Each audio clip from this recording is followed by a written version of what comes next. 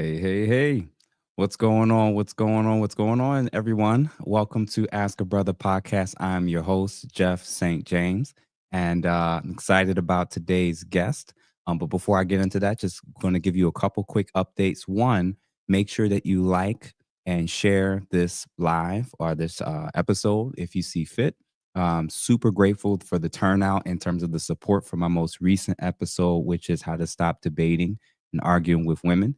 From what I saw and gathered when I last checked, I think it was over 6,000 views over the last 6 or 7 hours or so. So extremely grateful for that. Grateful, thankful nonetheless for you all kind of showing support and all the feedback from both the men and the women. The goal is for us to try to figure out ways to kind of learn from each other, get better, and improve the things that it is that we're looking for. If you have not become a member, I highly suggest in the month, if not right now, I highly suggest in the month of September that you become a member because the members are going to be the first ones that are going to be being made aware of special gifts, about special events and special things that I'm going to be promoting through this channel. Super duper grateful. And also, like I said in my last video, I always try to get into the habit of thanking the members and the subscribers for joining this channel and this movement. As of right this moment, we are at 23,867 subscribers. So shout out to you all.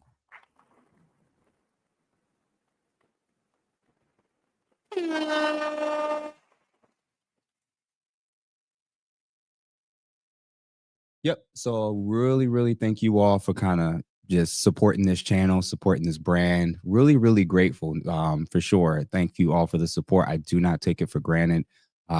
It's awesome and to see in such a short amount of time, especially in the last 2 months, almost all of you except 130 of you have joined in the last 60 days. And like I said, I don't take it for granted.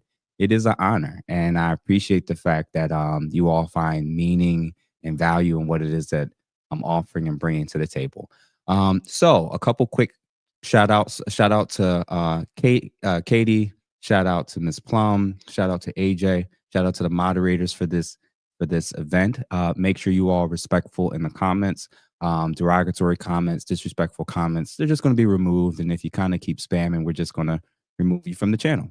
So my hope and goal is that eventually you all will see why it is that I'm doing these type of interviews because each person that I'm bringing in, I think has a very interesting and, unique perspective. And I see value in what it is that they have to say and why it is that I want them here. So super grateful for that. So just to kind of give a couple quick shout outs, one of the easy ways to kind of make sure that I can continue doing this type of content and getting this stuff out is either become a member or feel free whenever I go live, or if you really like a particular episode, not only like it, not only comment, not only share it, but try to donate as little as $2. Now, for those of y'all that have on a tight budget, if you want to do $2 a month, have at it. But my hope is that I can get at least one individual episode out each week, if not two, as well as an interview. Sometimes the interviews won't line up like that, but that really is my goal to get 3 videos out per week between an interview and 1 to 2 individual episodes or concepts that I've kind of been working on or thinking myself. My hope and goal is that I actually can get to do this full time. So anytime you all are hitting that little dollar sign, and donating what you're choosing to give, just know that that's actually going towards my ability to move in the direction of being able to do this more often, more consistently, and eventually, hopefully, full time. All right, y'all. So now that we got all the pleasantries out the way, like I stated before, this is indeed an interview. So I'm going to introduce this special guest. And then from there, we're going to hop into this interview. So for starters, this special guest, she is a speaker. She is a cultural commentator, an unapologetic voice who, isn't afraid to challenge the status quo. She's known for her sharp tongue, her passionate takes, and her unfiltered honesty.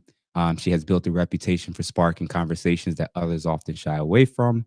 And while some may call her controversial, audiences quickly learn that behind the fire is a deeply thought out perspective rooted in truth, empowerment, and commitment to pushing dialogue forward. She doesn't just attract a crowd, she commands one, leaving listeners questioning and rethinking and engaging in ways they've never expected. The multiple time viral panelist, commentator, and speaker, Jas Noelle. Make sure y'all welcome her as she enters the stage. What an introduction. I All right, all appreciate. right, all right. So for starters, before we even jump into it, how are you? I'm good. I'm great. I've been enjoying the summer. We're winding down a little bit now, but I've been having a good time. Okay, yeah. How are Well, you got the summer braids, so I clearly use them during the you? summer. It's so funny because I always usually get braids at the end of the summer. It's so backwards. Mm, Nah, How I are you mean, doing? I'm blessed. I'm blessed, honestly. For people who are just recently joining my content and stuff, this is exciting. You've been actually in the podcast space way longer than I have. I just started with this channel this year, and only in the last 2 months is all these people even following me and joining my interested in what I got to say. Yeah. So 2 months and like 20 plus thousand people, it's kind of a lot, but I feel like I've been pretty supported between family and friends and the people I'm working with my team. So I've been making it work. I love that. Yeah, yeah. All right. So for everybody who's watching now and is going to be jumping in, why don't you kind of tell them a little bit about like your podcasting experience, kind of like which platforms or channels you've been on and where they can kind of find you, and then we can kind of go from there. Sure. So I kind of came into this whole podcasting realm on accident. It all began on Clubhouse years ago. I don't know if people are familiar with that, but it's a social media app, but it's basically like vocal voice chat rooms where you Hmm. can create rooms, speak on different topics, et cetera, et cetera. And it came out during COVID, during the pandemic, where people were looking for connection. It started off very positive, and then it turned into the gender war type of thing, and Hmm. black this and relationship that. And so I would be in those rooms often, and I was quote unquote discovered by my girl, Island Girl Q, who asked me Hmm. one day to join a panel that she was doing on YouTube. And at the time, I'm still very green in this space, but I was so Hmm. unfamiliar with it. I liked Q. So I was just like, yeah, girl, I'm all about supporting women. So I'm like, sure, I'll join your stage or what have you. Had no idea how many people would be watching. Had no idea who the host of the panel was. And at that time, it was the infamous Anton Daniels. Yes. So my Hmm. first debut in this space was on a very large platform that Yep. I was walking into something very blind. And so from there, it just kind of took off. Hmm. It would get spicy, but I guess my commentary was adding value. So I would continuously be asked to come back, Hmm. share, more information or share more of my perspective on different things. Hmm. And that's how I got here. It took a life of its own.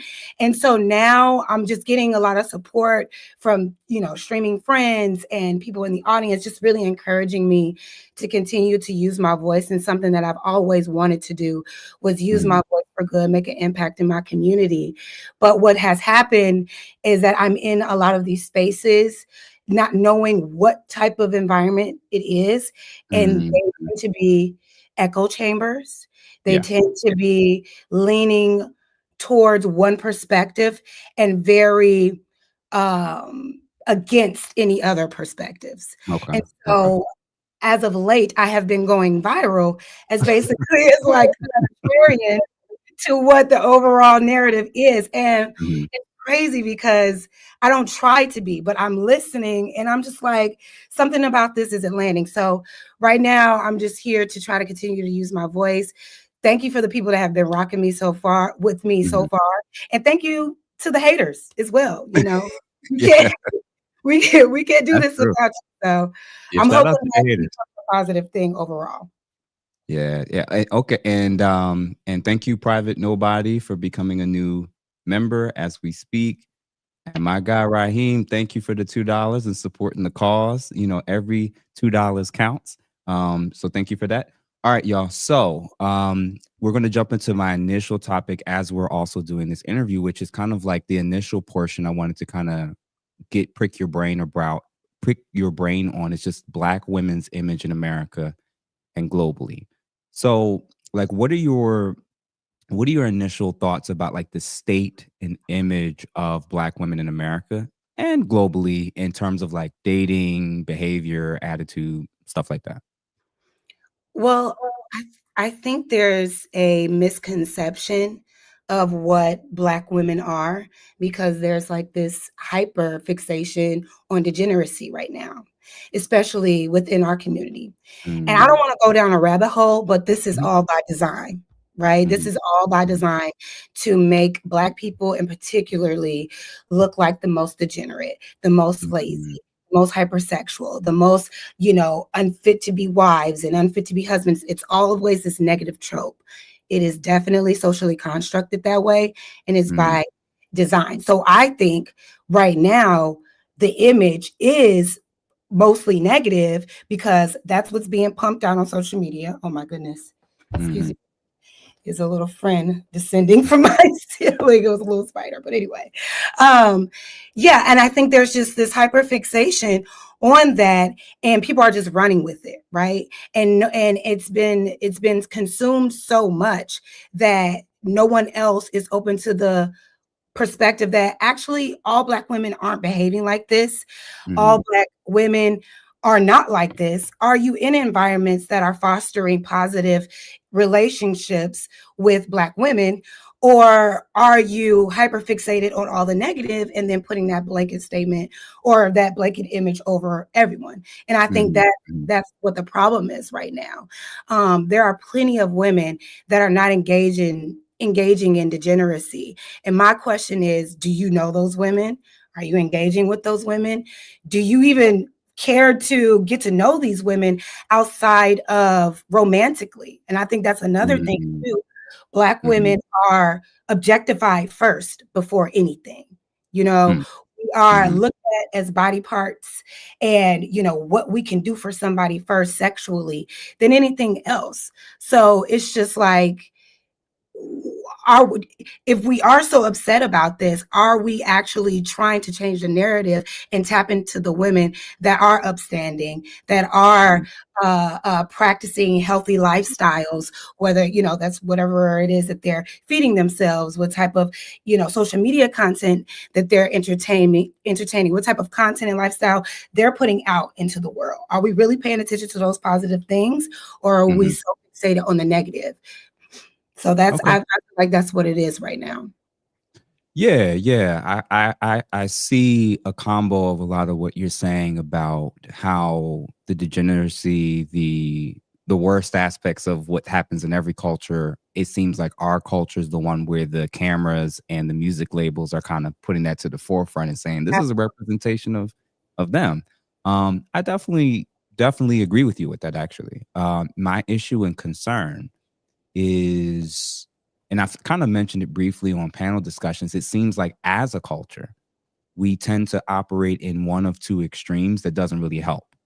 The first is that there is almost like a celebration of the worst aspects of our culture as well. We buy the tickets, we pay for it, we show up to the tours, we wear the stuff, we quote the people, we we make viral the very things that we also say isn't us, a true representation of us, I feel like. So that's probably my initial thing is like it's almost like we're kind of schizo a little bit because we don't want to acknowledge that the very thing that we're saying, that's not all of us, that's not all of us. If it's our homeboy or our girlfriend that's doing it, or if it's a favorite celebrity, we still rock with it in a Mhm, way, right? And then the second is even if it's true that it's still a minority, I think we can acknowledge that, like, from a cultural standpoint, I'm not one of those people that looks in the past and says, like, everything was great in the past, everything was perfect, things were mhm, so kumbaya. Of course not. It was a mess in a whole host of areas. for sure. There does seem to be a cultural shift, let's just say from the 90s on, in terms of like respect, in terms of even our own individual view of our image. It just seems like we've lowered the bar significantly in terms of our expectations, in terms of like what we would consider class or like respect or basic things that like are now debatable. It seems like it's almost like on one end, anything goes. People can do what they want, wear what they want, say what they want, act how they want. And then on the other extreme is anybody who kind of points that out. We attack those people, not the ones who may not be living. I don't know. What are your thoughts about me saying that? I feel like I don't know that to be true, that we Mm, as Black people are constantly uh, upholding degeneracy. Again, mm, I think it's media propaganda. That's all you see. Because in mm, my life, I'm amongst Black people that are learning how to golf on golf mm, courses. I am at galas. I am at prestigious networking events. I am at upscale lounges interacting mm, with career women and career men who mm, are, doing positive things within our community and making it progress. And of mm, course, that's not being highlighted enough. mm, mm, Unfortunately, the degeneracy is what sells the most in our community. So it may seem like we're hyping it up, but when mm, you detach from media and you mhm, detach from propaganda and really get into community, it's not like that. And that's why mm, I want to start this channel that in pursuit of what I'm trying to do, because okay, the good things are happening. Y'all don't know anyone that's doing it, or you're not mm, seeing. mhm, I'm mhm, in the field and I'm seeing the progress happening, and I'm seeing the class, I'm seeing the Black love, I'm seeing the respect amongst Black people. But mhm, mhm. being anti-Black, be it degenerate, it's all clickbait and it's profitable. So I Gotcha. can't Okay. really. We do have a part to play in what we choose to consume, but Mhm, just like anything, there's duality here. I can go all day and listen to Rhapsody, and a lot of mhm, people don't even know who she is, right? mhm. And that's One of the because dopest female MCs ever, but that's neither one here of the nor dopest female MCs ever, very mhm. conscious, very positive, dope. But you're not going to see her music being pumped out into the masses. Why? Fair. Because music like hers, music like other conscious rappers, that's not what sells the ticket. The people that Mhm, has the control, that's not profitable. And then also it encourages Black unity. So we're going to mm, always, when we are reliant to be entertained by mass media and we are mhm, not in control of that image, it's always going to be lower and less than. But like I said, mhm, there is duality that can happen. I'm a mhm. girl that will listen to Rhapsody and turn on Glorilla right after that. And then turn on and then and turn on a little Cardi B. And then Mhm, next thing you know, I'm praising the Lord, and I'm listening to praise and worship. But how mhm, I'm able, first of all, I'm able to understand that this is just entertainment, mhm, right? A lot of times these degenerate rappers that people speak of, they're mhm, entertaining you. mhm, 9 times out of 10, they're not mhm. actually living that life. Do you know what I'm Yeah. saying? Maybe some, but it's just you have. I feel like you have to understand duality, give a little Mhm. bit more grace, and understand where the root cause of a lot of this stuff is. The Right. the divide that we see right now amongst each other, it Mhm, definitely, a lot of us took the bait and played a part in perpetuating it, but mhm. we are not totally at fault as to why we are here right now. So perfect. Related to the two questions, follow-up questions I was thinking about with this, which was one is like who it sounds like you kind of answered the initial question of like who's to blame. It sounds like it's those who are in positions of power that make money and profit off of this stuff. Absolutely, Okay. absolutely, Okay. absolutely, and we are to blame. Mhm. And I feel like we continue the negative tropes when we like spend most of our time criticizing each other, Mm. shaming each other. We want Mhm. to shame the single mom. We want to shame y'all shaming people that just graduated from college. There was that viral video of Mhm. young Black graduates Yeah, having a down south. time Yeah. because they Mhm. have accomplished something so great. And instead of saying, absolutely, the administrators didn't have an issue with it, Mhm. you know, Mhm. the people involved, they had every right to celebrate. But Mhm. because it's dancing and it's whatever type of dancing they were doing, they had to Mhm. shame it. We're spending too much time tearing each other down instead of Mhm. lifting one another up. People on these podcasts, I find, have pedestalized themselves as the all-knowing, all-seeing, all perfect.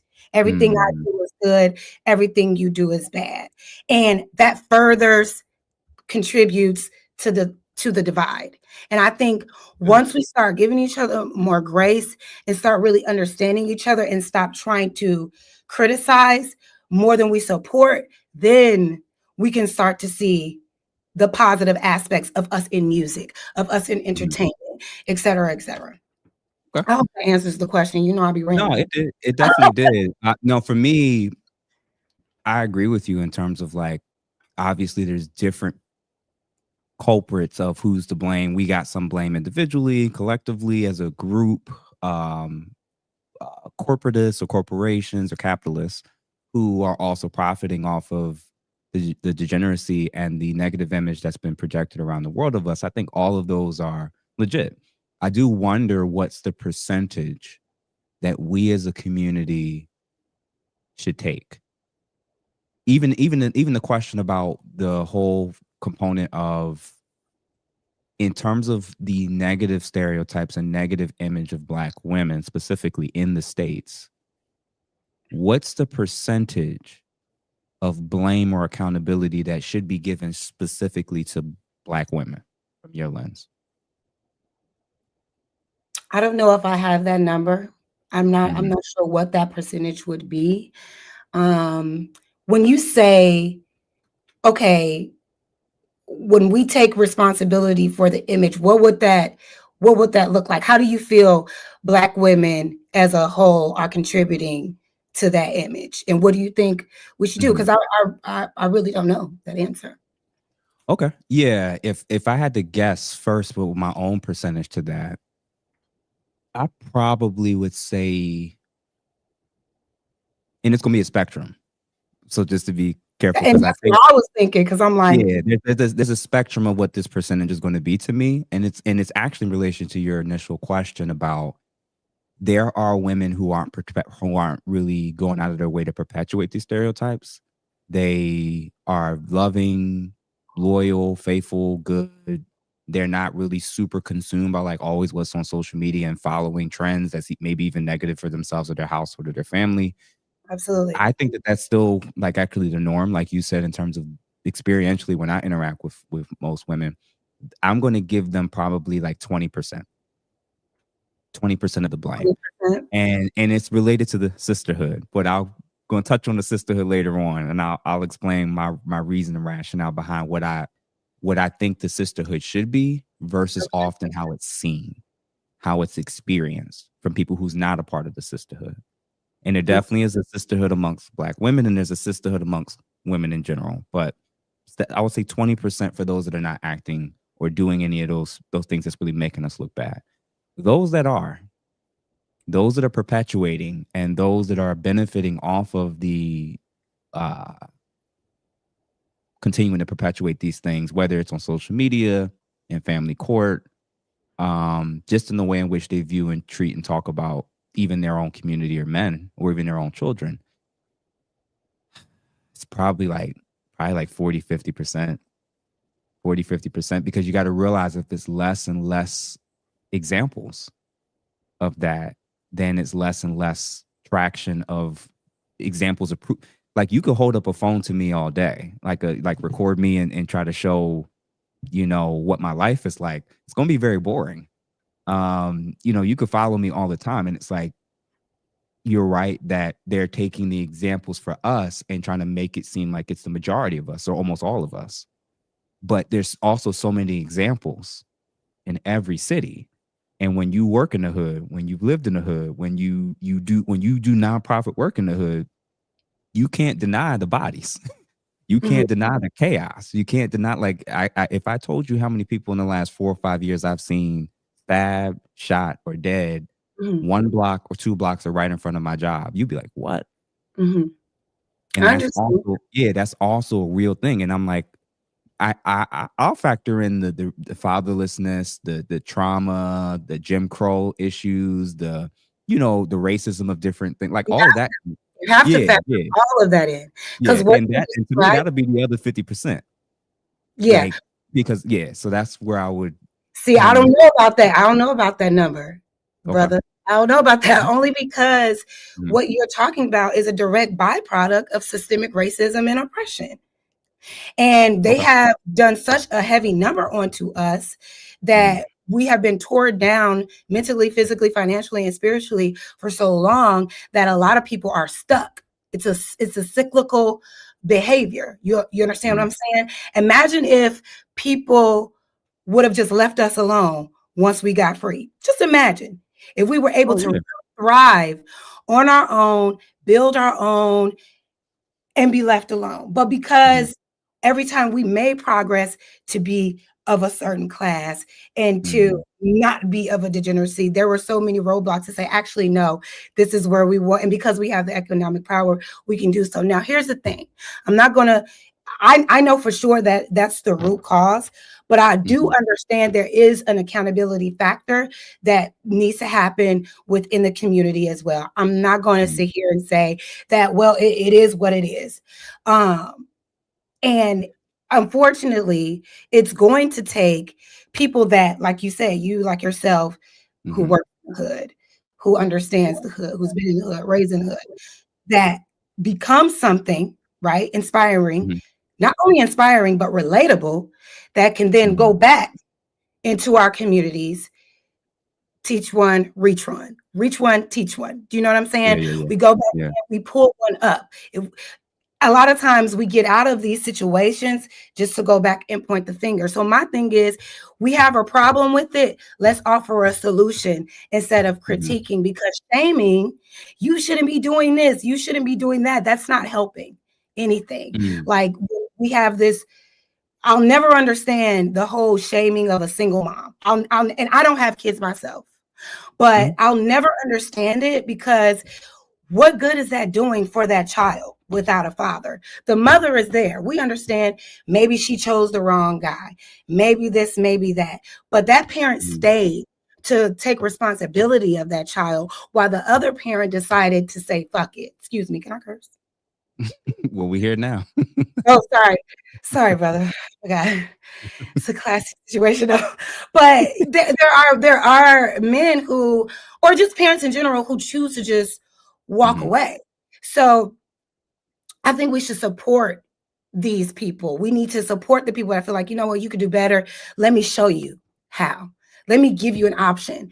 One of the best things that's happening in 2025 right now is the mayor, I think, Baltimore, who has mhm, seen a significant decrease in violent crime within his city because he implemented options for the youth, for something for mhm, them to do instead of being on the streets or in their phone. That way, mhm. that wasn't a coincidence. That's all is needed, because and Yeah, I'm yeah, speaking more so towards the youth, because that needs to be the focus. Because an gotcha. adult, they have to be the ones to do the work to change. You got to go Mhm, in, you got to go within and do the work.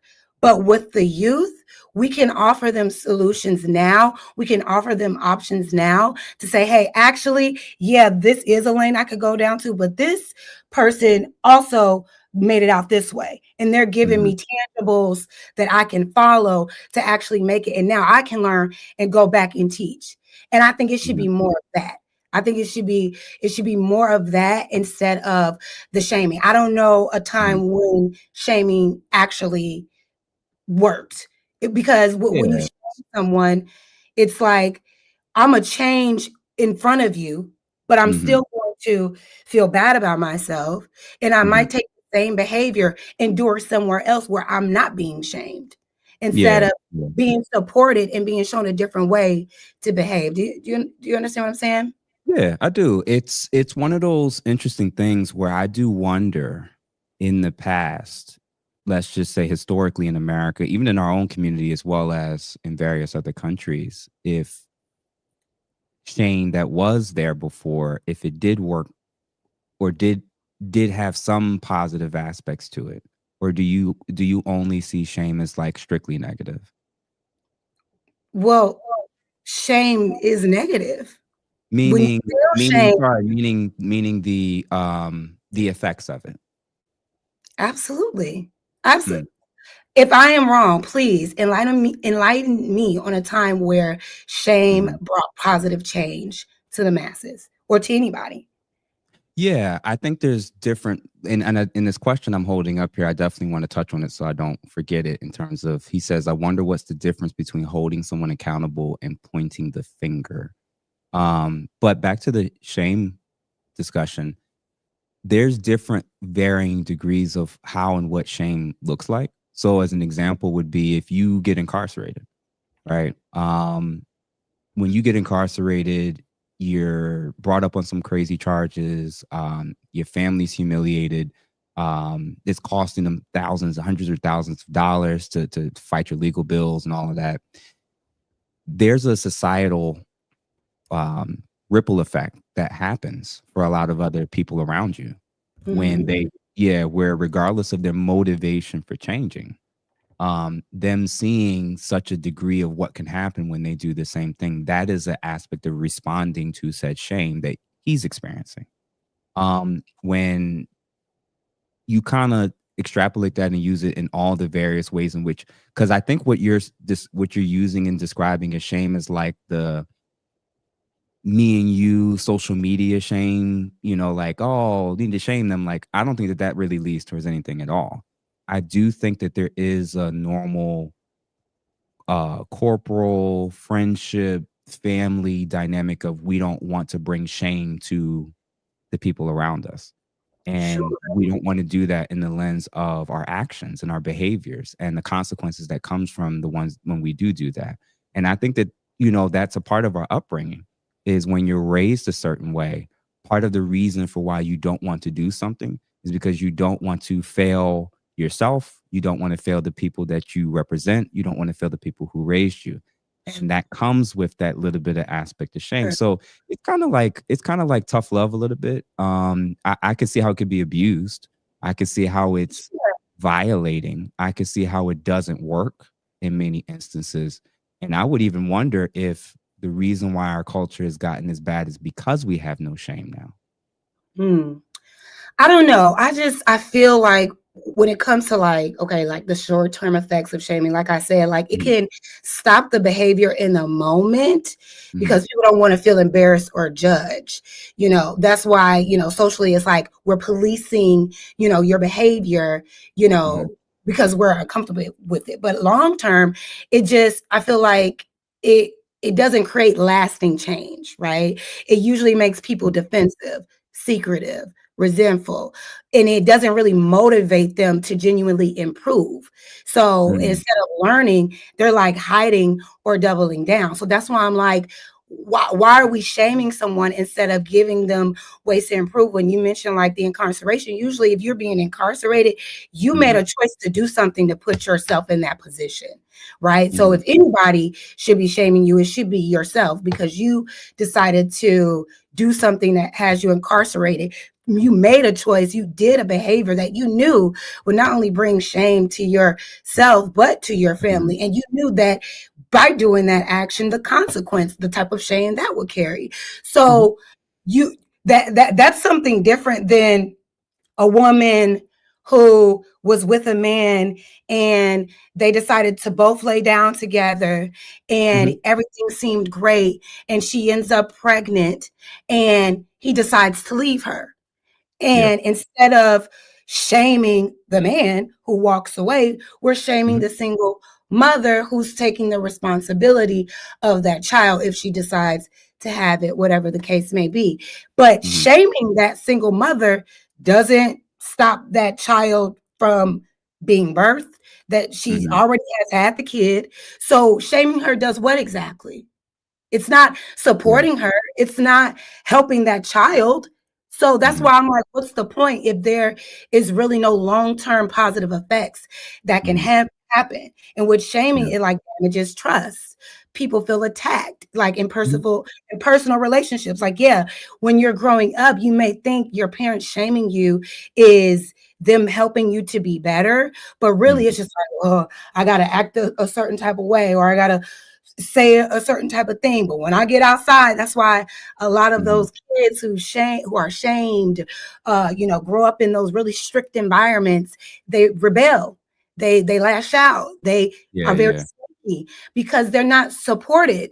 They're being shamed and criticized and talked down on, and not being seen as a human being, just going Mhm. through something different outside of what somebody wants them to act like. Yeah, yeah. And some of the people, they kind of commented it too. One about I guess the term of deadbeat dad. There's a reason for why we use that term. It's definitely a pejorative. It's definitely not positive. And I think what I'm speaking to is, and actually kind of what you're saying is, shame in and of itself isn't sufficient to actually get the desired change that we want to see in society. I do acknowledge that whether we're calling it shame, correction, uh, constructive feedback, whatever people want to label this stuff as, if it comes from a place that can actually benefit and help people, I think it's necessary at this point. I do acknowledge our outcomes in like every area is functionally like worse. And it just statistically speaking. So regardless of our anecdotal evidence that a lot of people are doing fairly well or okay and they're not criminals, and that's true. As a group collectively, we are behind in like functionally everything, whether it's two-parent households, income, you name it. Just it seems like we've definitely declined in some ways. And whether it's a combo of shame or corrective justice or positive reinforcement, whatever you want to frame it, there has to be something that acknowledges something's wrong, something needs to change. And I Yeah. agree with you that the attitude of those who kind of are behind the mics doesn't typically lead towards people being better. It's No, like, that's the right? only thing. Yeah, Call it yeah, out. right. Call Mhm, out the harmful behavior. Call it mhm, out. If you know someone that you love that is being harmful to themselves or to other mhm, people, and you know you can help that person, and you're coming from a place of love and yeah, respect, call it out. But mhm, shaming is, I'm better than you. You're bad. You should have did it like this. You're no one's gonna mhm, like you. You did that wrong. mhm, It's okay. And then after that, then what? As opposed to, mhm. friend, Why I would they see. wanna hear anything after that? Yeah. Why would they even want to talk to you after that? They're gonna take that shame and internalize it, and then they walk away not becoming a better person. And all Mhm, you did was just get your ego a little bit boosted because you mhm, felt, because you didn't make those type of life choices, that you now have the right to shame others mhm. that may have done it. You can call it out, but also call it out with solution. Don't call it Yeah. out just to call somebody out like, I don't like that. It's like, you know what? I don't like this because I can see this being harmful to you. Mhm, Why don't we try work? Why don't we do it this way? Why don't mhm, you think about maybe trying something like this? Because, friend, when I'm seeing you doing this, mhm, I don't know. And then mhm, also make sure the critique and all this other stuff, make sure it's warranted. A lot of times I mhm, feel like people are shaming and critiquing people and then putting a sign over it saying, well, we're just trying to help.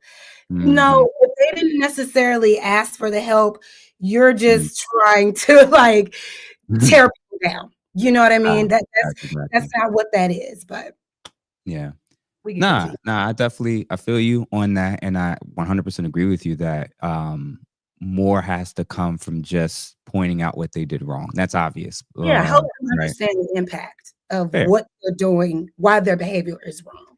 Mhm. Do you know what I mean? How do you think, social media then has impacted the image of not only Black women collectively, but also you personally, in terms of how people see you, and in light of everything we're talking about, like how do you think social media specifically has kind of impacted both your image and the image of Black women?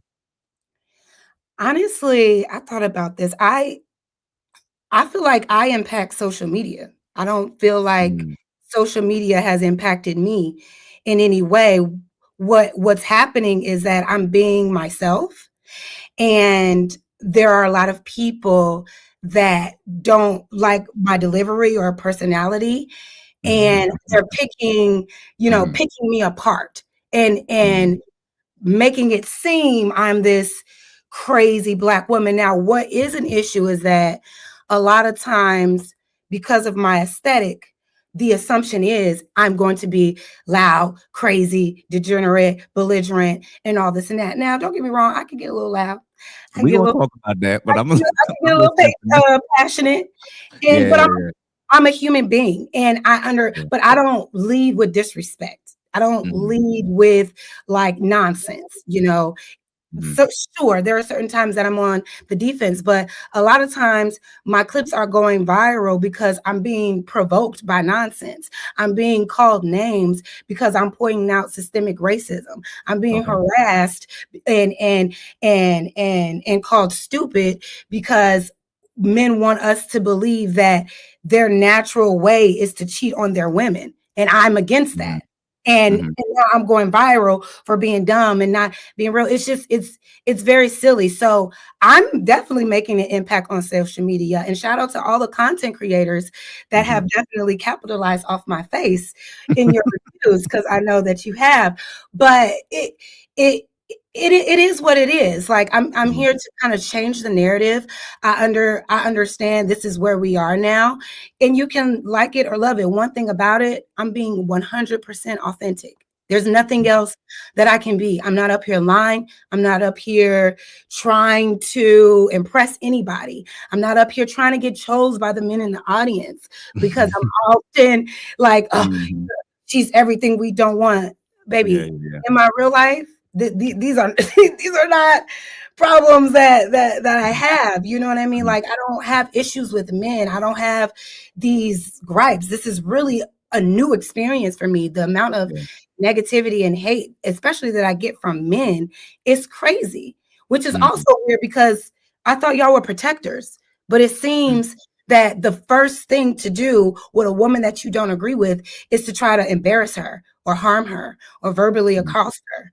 So it's just, social media has definitely impacted me on that way, but I don't think it has tarnished my image. I'm still mhm, thriving. I'm still singing and performing in and out of my city. Like, gigs are mhm. still, nothing is stopping this. Y'all, But she can sing, by the way, like sing for real. Like we gonna touch on that another time. yeah, Let me connect what you just said about your yeah, experiences, and let's go to reflecting on your panel performances and okay. experiences. What what has been like your biggest issues with how those panels have gone and how you've performed and how you've been treated? I feel one of my biggest issues is that when we have these conversations, there are too many people who feel their opinions are facts.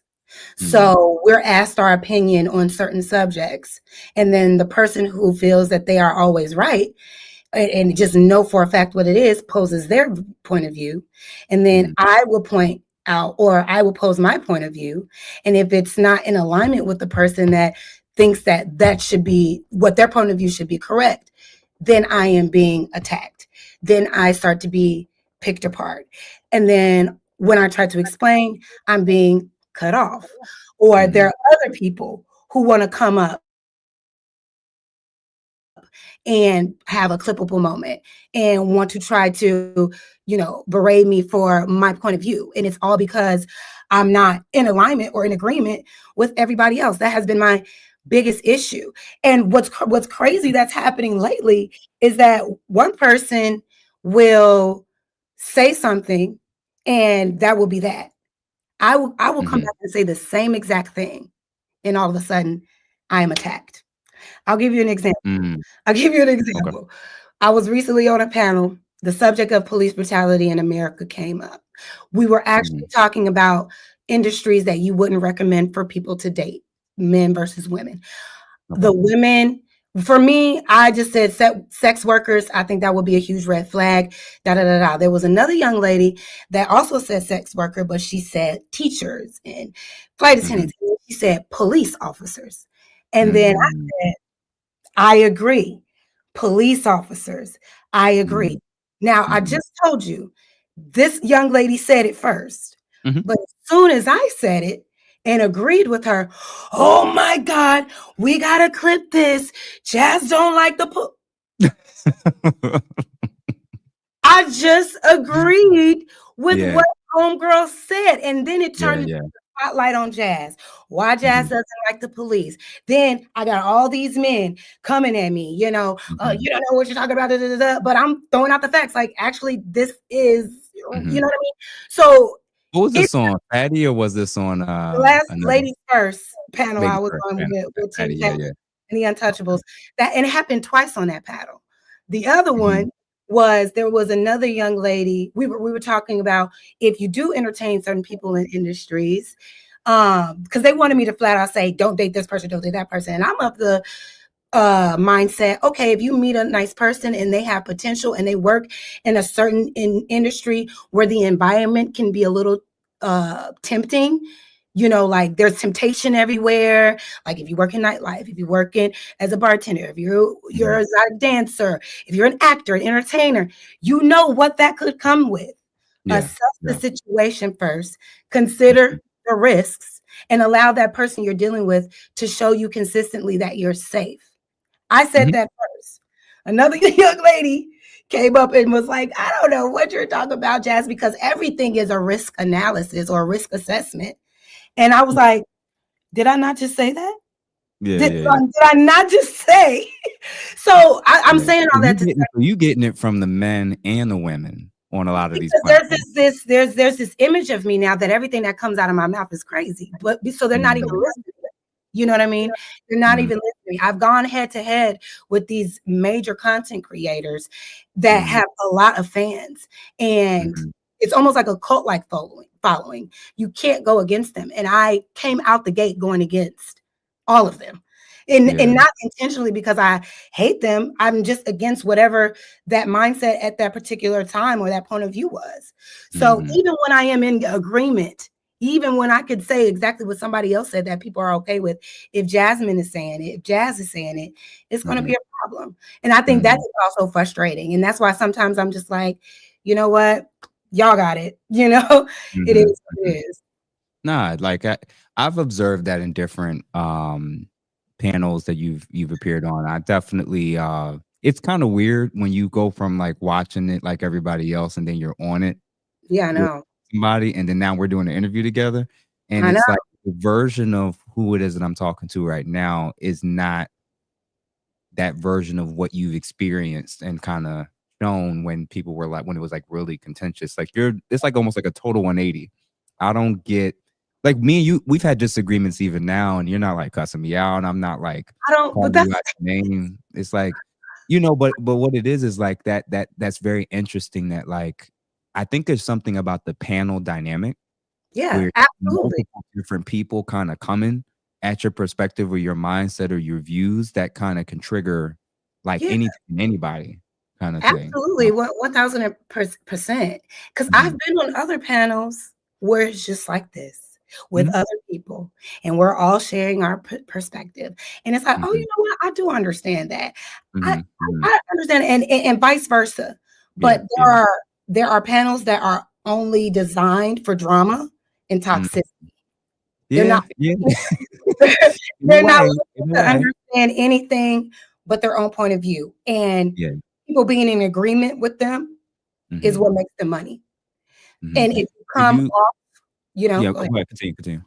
No, I was just saying, so when you come and challenge these type of people, you're going to become the villain. You're going to become the contrary and the anti person. People claim that I curse men out. Please, anybody in the audience, if you, brother Jeff, find clips of me uh, going It off on feels men. like you're cursing, but you're actually almost never I'm cursing. not It cursing it anyone may out. feel listen, it may feel the way the jazz when that mouth is going, it's almost no curse words, but I feel like people may feel like they've been cussed out when you're done with them. I'm passionate and I try to be logical in what Uh-huh. I'm saying, Okay. and I also feel, if I may, Mhm. there's Mhm. a certain um archetype of femininity that men or just people in general Yeah. think that it should be amongst everyone and not really Mhm. understand what true femininity is. Femininity is Mhm. on a spectrum, and femininity is not always demure.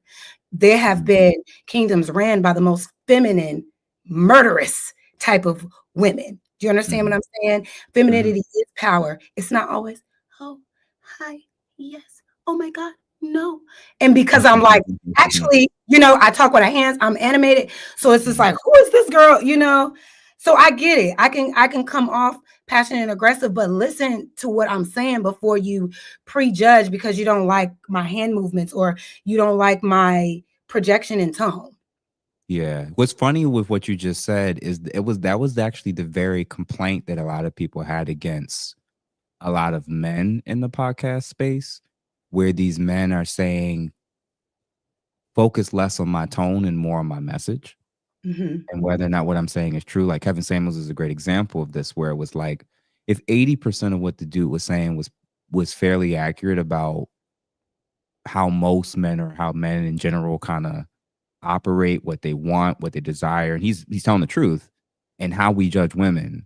Um, the complaints, the thousands and thousands of comments was always about his tone The and delivery. tone policing and the audience that gravitated towards him, men and women, was like, yeah, but are you hearing what he's saying? Right. And it seems like that benefit that we're willing to say should be attributed to men when they're talking in these spaces, that wasn't really something that's offered to you or other women like you.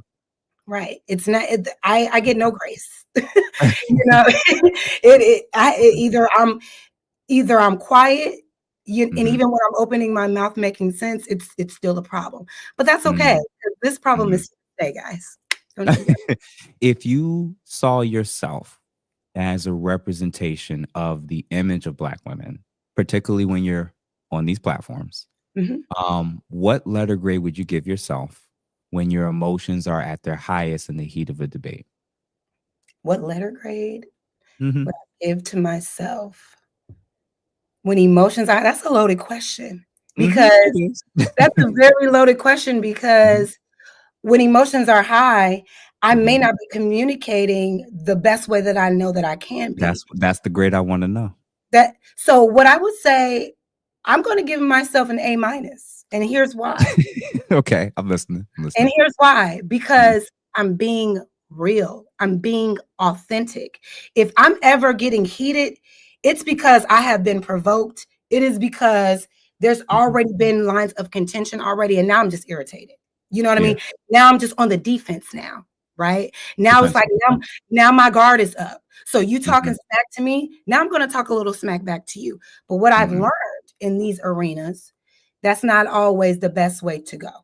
Do you Mhm. know what I'm saying? That's Mhm. not always the best way to go because people are looking for you to respond in a heightened negative way. Do you know what I'm Mhm. saying? Mhm. I've look at that person. She said an A when she is crashing out. Yeah. Authentically crashing out. Like, yeah, after being So after being frustrated for so long, yeah. like I'm not gonna sit here and give me a low grade that Mhm. the audience wants me to just because you feel like I should have said something different. I said what I said, I was honest. I will Uh-huh. give you guys I'll give you, sure, I can learn how to still challenge the disrespect without Mhm. also becoming disrespectful. Be Yeah. or just meeting people where they are because Mhm. like they say, you can't argue with a fool because Mhm. to the audience no one can see who is who, but they're going to Yeah. they're going to if they're going to pick a fool eventually. And Mhm.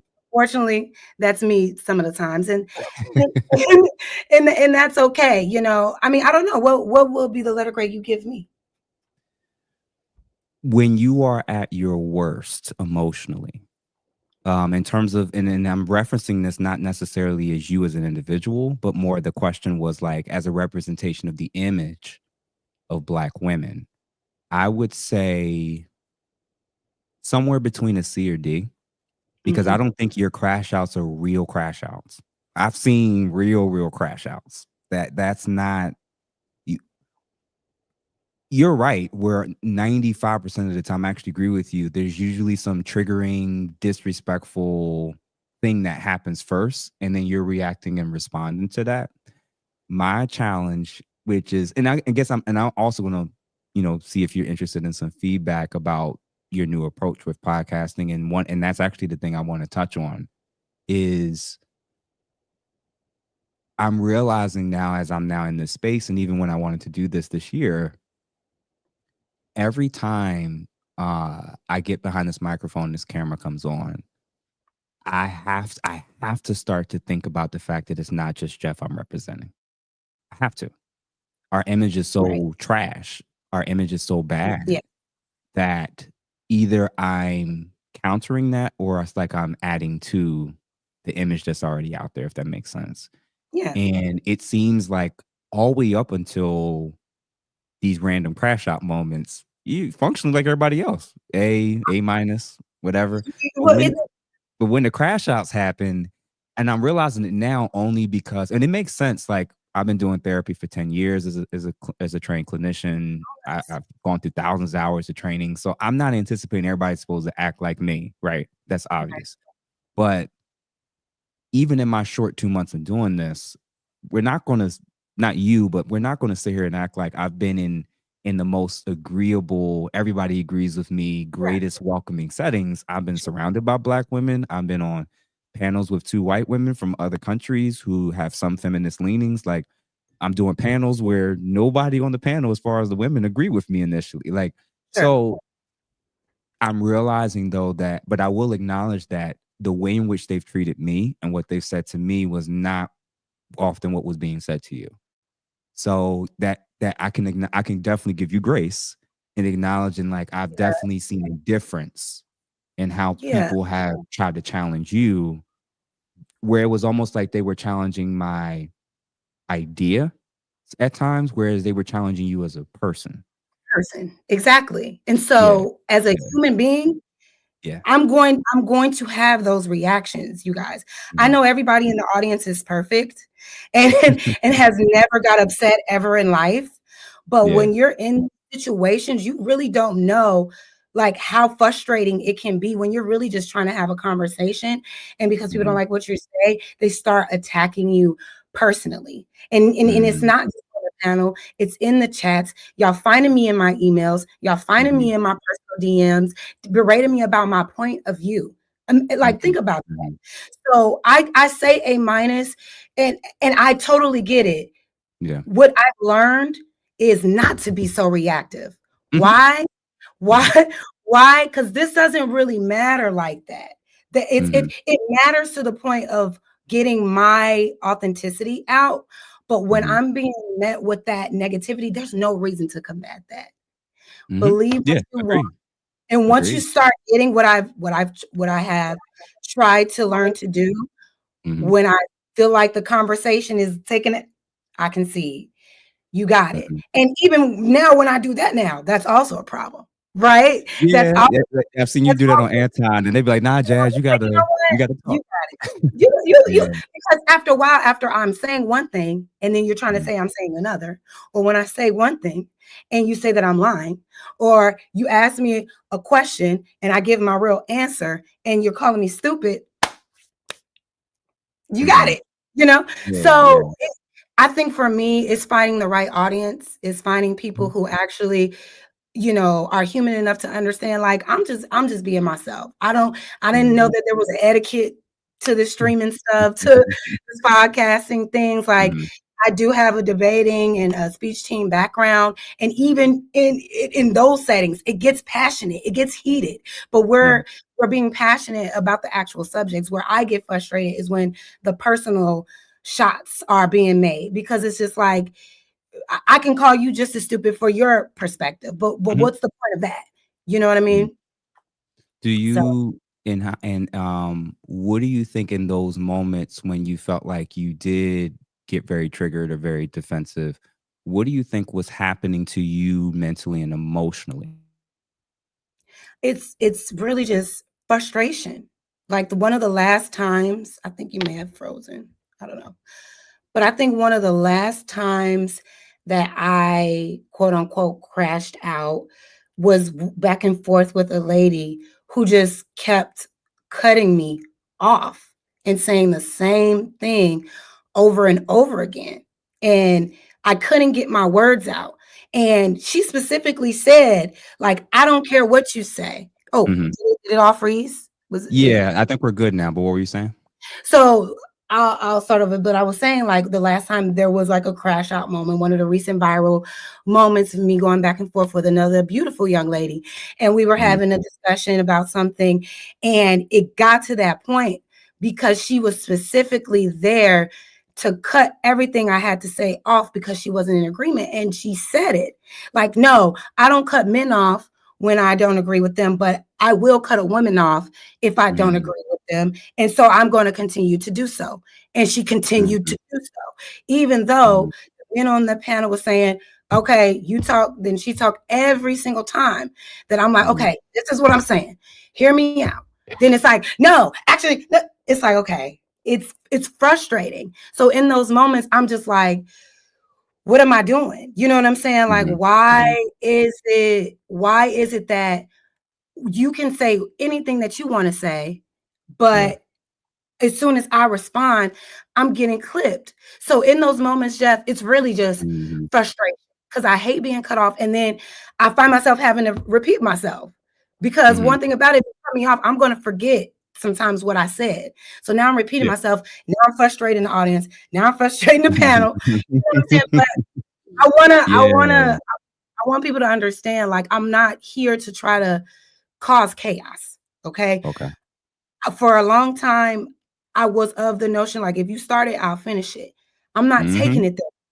I'm not, I'm Gotcha. not, I'm not taking it there no more. If you want to start some nonsense, I'm just gonna Mhm. remove myself. Or I'm just not going to engage because I'm more so looking for solutions based conversations. I'm not trying to have these circular conversations about nonsense, about the women and the men that you don't hate. How about we Mhm, focus on the ones that we do love, the mhm, ones that we do like? How about we focus on self improvement? Y'all tearing women down because they want to mhm, practice self love? That makes no sense at mhm. all. I hear so many men telling women, "Oh, you want to practice self? That's after you done been ran through." Why are y'all so immature and always tying what women are doing based on how much sex she's had or has not? It's like, Yeah, yeah, and yeah. really, it's truly all projection. The way y'all think women are acting, it's really how y'all be acting on the low. And so I just, it's just like allow Chat, what. chat, please don't say nothing about any just I'm y'all just just saying, I'm watch. just saying sometimes it is projection. Like Yeah. a woman can't do anything for herself. It has to be Mhm, because she's doing it for the validation of men. She's mhm, doing going out of town. They're saying flight attendants are a red flag because every time they go on a layover, they're having sex. No, that's what mhm, a man would probably do though. I know mhm, plenty of flight attendants that are lonely, never have men, never have dates. And if you want to talk about young women that are hot and are hypersexual, sure, have at it. mhm, But I am of a certain age where I am not consumed with people who are out here just acting all wild with nothing to lose. There's mhm, a mhm, maturity level when I try to engage in these conversations, but I'm always met with these immature conversations about sex mhm. and and this and that, and it's just yeah, it can get frustrating. So Nah, I understand it. And I think also you explaining the dynamics of when you're seeing at times it's kind of hitting you from both angles and you're not seeing the host or moderators step in before it gets to a certain point. It then when it's finally clipped, it looks like you were crashing out the whole time yeah, when yeah, it of was like course, it was stuff that was kind of building up to that point. absolutely. Yeah, yeah. So, I'm open if you are to having been watching you for quite some time and others to kind of give you some feedback, both as a clinician and somebody who I think genuinely cares about our image. Okay, Uh, um, are you open to it? sure. All right. So I have a few points that I've been kind of thinking about, and some of these you kind of did touch on. The first of which is picking your battles. Hmm. All right. So when you're getting, and you said already that you're already starting to work on this with not feeling like you have to be triggered or reacting or responding to like everything. And if like they start something, I'm going to finish it. Um, Part of that is because I believe those are traps. Hmm. And the difference is the fact that because you've been doing these panels now for a minute and you're functionally a veteran because you've done tons of them at this point. Um, when you, I guess the best way I'll describe it is like you're getting ready to take a test, Mhm. and when somebody gives you the answer key, and Mhm. then they tell you in advance, like, oh, with this test, it's going to be an open book test, and you can use the answer key, and you're still failing the test at times. Mhm. That's almost functionally like impossible. And what I'm realizing is happening is if you're going into it knowing there's certain trigger words, certain things that's going to be said, and you can almost premeditate what's my response going to be to that. You now get to pick your battles in terms of Absolutely. what you want to acknowledge, what you want to react and respond to. I'm saying this to say, like, I'm at a space and spot now where since I've been out here for 2 months, I've been called gay. I've been called a fake therapist. I've been called, you name it, like probably not even as worse of stuff as what you've been referred to and Oh called. yeah, I'm masculine, never get married. My Right. man is simp. Yeah. But what I'm realizing is when you try to react, respond to like almost everything, Right. that's like trying to dodge. Like if you found out it's going to be raining outside, that's like trying to dodge like raindrops during a thunderstorm when you Right. could just bring an umbrella. Right. And You're and it's absolutely like, right. yeah, like think about it. Like you know it's going to rain Yeah. and you want to do the harder option, which is, well, I'm gonna run between the raindrops out here. And I'm like, sis, you better get an umbrella No.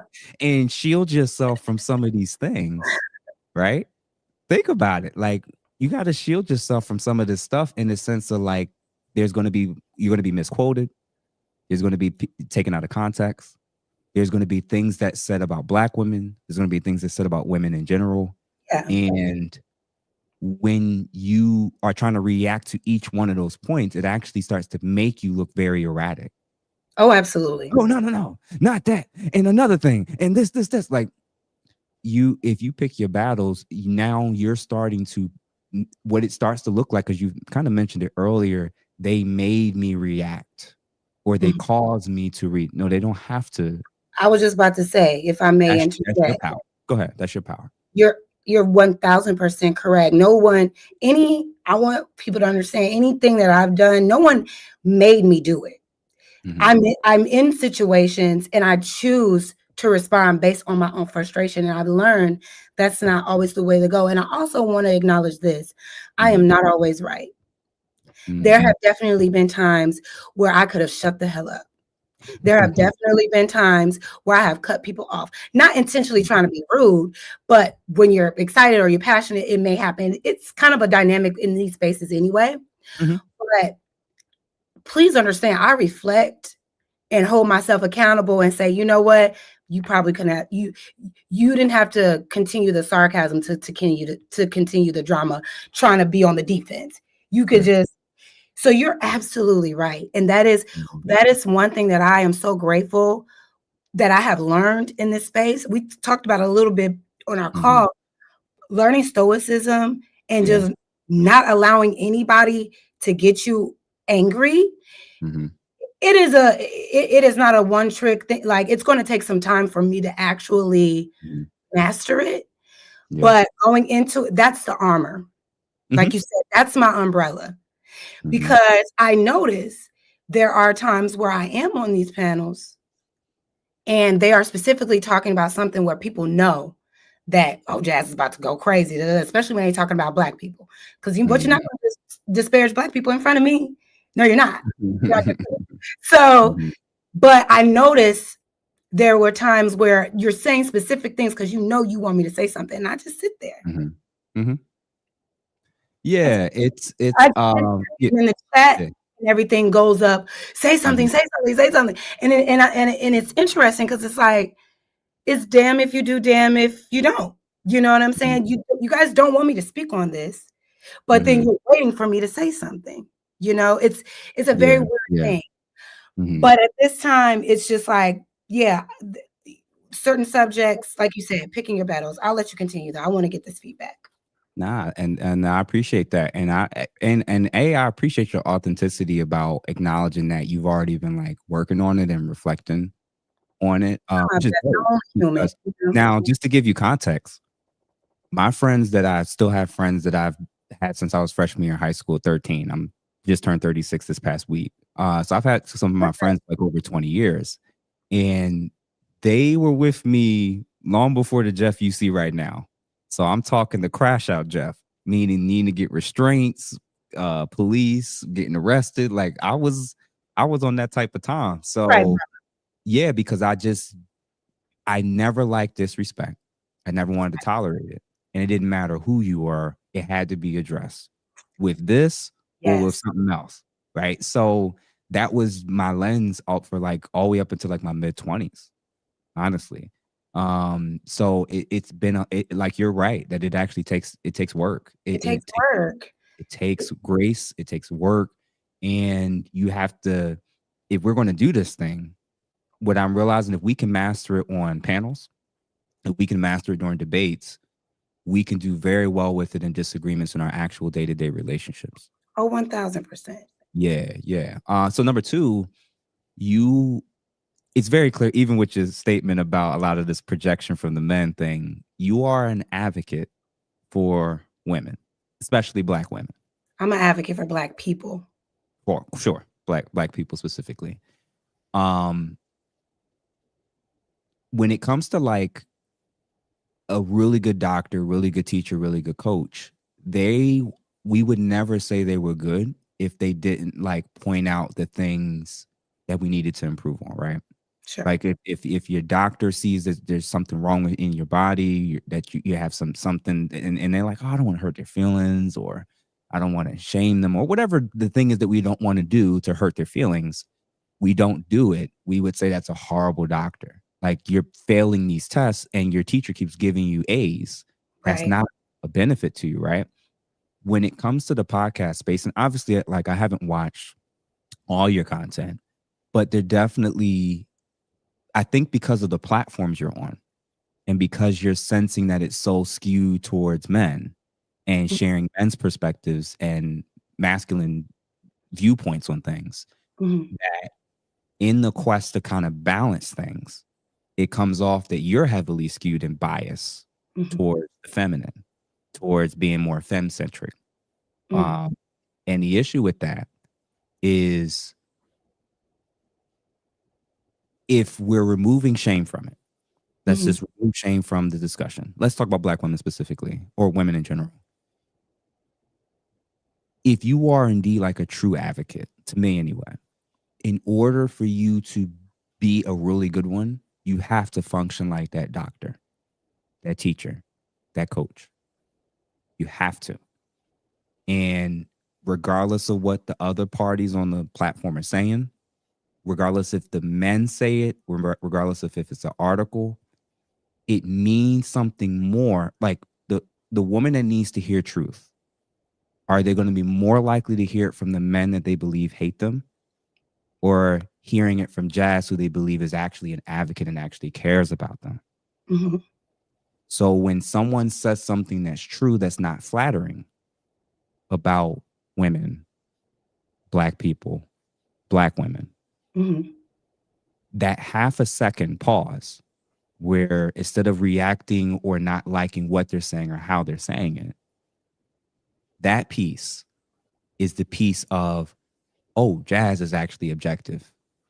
She not only can defend people, she not only can advocate, she also can call a spade a spade. That okay. that needs to, from when you do your revamp and you do your relaunch, you're not going to struggle with advocacy. You're not going to struggle with coming to a defense. No, your thing, where I think a huge percentage of the audience that doesn't know you personally, I think a lot of them are sensing that in the quest to kind of balance things, they don't always see you as being like neutral or objective. What you think about that? I think it's a it's a huge misunderstanding now, Mhm. and this is what I want, why I think that, because can you give me an example? You Mhm. said if someone is saying a truth that is Yeah. unflattering Mhm. about women, instead of trying to defend it, Yeah. be objective. Give me an Yeah. example of a truth that's Mhm. unflattering a truth that's Mhm. unflattering about Black women? It won't even be specifically about Black women. Let's use our panel discussion with me and you and others were talking on Laffy's. I think Laffy and Ali's Fatty. platform. Fatty's. Sorry, I say Laffy. Fatty's Fatty's platform, right? Let's start calling him that. And at one point, I think we were on it for like 3 hours. I feel like everybody was like super tired, but there was And this I didn't even point. realize that was you on that podcast that one day. It Yeah, wasn't yeah. until after the fact. I was like, oh, that's that brother. And it was, I think Shannon Sharp had kind of came up at one point about his scandal with the OnlyFans woman or whatever. And if the discussion was about, which it was about women who weaponize their sexuality to try to extract resources from men, how that's disgusting, how that's vile, how that's evil. And that's not, there's no male equivalent for that specific topic. Like clearly women are going to dominate the whole, he did this to me, he violated me, I need to take you to court kind of thing. Sometimes they're legitimate, sometimes they're not. Okay. The focus was on the women who were doing it for the wrong reasons, Okay. right? Sure. And in that moment, a true advocate for women and good women and women who are not being like that is to really kind of lean in on, if I was Jazz, I'd be like, you know what, that's disgusting. That really ruins how what happens to real legitimate victims. Like we should believe the women where this actually is happening. And now it's like we're getting to a place because of examples like this. Instead of kind of going in that route where you're both advocating for real victims, real women who are struggling and being traumatized and brutalized and attacked, the focus was back on Shannon Sharp and men who pick wrong. Okay. May I And respond? yeah, Okay. yeah. I don't want to cut you off. Mm-hmm. Were you finished? Mm-hmm. Okay. So I don't know if we have to roll the clip, but I certainly said in that moment, Mm-hmm. she should be held accountable. I Mm-hmm. said, these type of women do make it hard for others. I said Mm-hmm. that. There has Mm-hmm. never been a time where I have excused blatant degenerate behaviors of women just because they are women. We do know that there are women who prey on men like Shannon Sharp, Mm-hmm. looking for a come up, et cetera, et cetera, et cetera. Mm-hmm. Absolutely. These women, if they are violating men, they should absolutely be held accountable, be punished to the fullest extent of the law, Mm-hmm. whatever that looks like. Mm-hmm. In that situation, Yeah. Shannon Sharp, a couple decades older than this young lady, right? Mm-hmm. Shannon Mm-hmm. Sharp, way more to lose. Shannon Sharp in a position where he knows that somebody maybe that young in the industry she's in, she may not have your best interest at heart. Mm-hmm. I would think, even though she's wrong, she's wrong, she's wrong, she's wrong, Mm-hmm. but you have way more to lose and more to consider. So all my stance is, and I don't see how this is not objective. Mm-hmm. Yes, she's wrong, but you also participated in the wrongdoing. We Mm-hmm. understand that there's this conception that men should be allowed to engage in all of their sexual desires and discretions if they have the money to do so. But we have seen time and time again how that can quickly help you to meet your demise if Mm-hmm. you don't have self-control when you are at a certain level, at a certain status in your Mm-hmm. career as a man. You Yeah. have to protect yourself. Mm-hmm. So for me, yeah, the girl is wrong. And if she was wrong, and if he was able to countersue, if he's able to do anything to prove that he was taken advantage of and she Mm-hmm. has wronged him and she's lying, take her tail to court, hold Yeah. her accountable. She should Mm-hmm. go down. I don't mess with ladies that lie on men. I Mm-hmm. absolutely think that there should be a law against false accusations across Mm-hmm. the board. Any Mm-hmm. woman out here Mm-hmm. lying on a man and destroying that man's life, deserves to be under the jail. I Yeah. don't play that. Listen, I Yeah. have a brother, I have nephews. I don't play about Black men. But Mhm. if my brother came to me and said, and he was in the type of status that Shannon Sharp is in, and Mhm. said that he was dealing with that type of woman, Mhm. absolutely not, baby. You have too Mhm. much to lose Mhm. for you to even try to entertain. I don't care where this girl, she's in sex work. She Mhm. gets paid for sex. She gets paid off of explicit pictures of sex. And now you want to engage with her in this kind of like sadistic, hypersexual situation. This Mhm. girl is collecting data on you, which she Yeah. did. Yeah. So all I'm saying is, yeah, the girl is wrong, but Shannon, could you have done something better to have avoided this? Were Mhm. your sexual discretions that serious that Mhm. this was the only way for you to get them out? Because now you done paid her everything. now, Mhm. now you've lost everything. She's Mhm. retired. And now what? Mhm. All because you wanted to have a little sex with a little Yeah. with, with a young lady. So Yeah. Yeah. what else can I say to that? You know what I mean?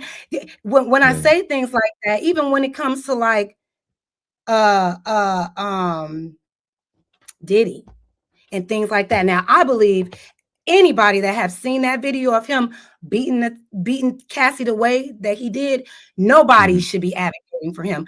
I don't care what other allegations for. You clearly saw a grown man whooping a woman's tail that was trying to escape him. He should lose all Mhm. respect for you should have Mhm. no more respect for him. Yeah. Yeah. But because I Yeah. say his discretions, his hypersexuality was the cause of his demise. When you are of a certain caliber, you should be moving away to protect yourself. Mhm. And what Shannon Sharp did was not smart in protecting himself. Mhm. He was an older guy with money and wanted to impress a young girl and then not only a young girl but a non-black girl. They can't wait to take a black man to the cleaners, a Mhm. rich black man to the cleaners. All right, the law gonna Mhm. always be in their favor, and that's a Fendi fact. So if you want Mhm. to put yourself in a position to possibly have that done to you, have Mhm. at it.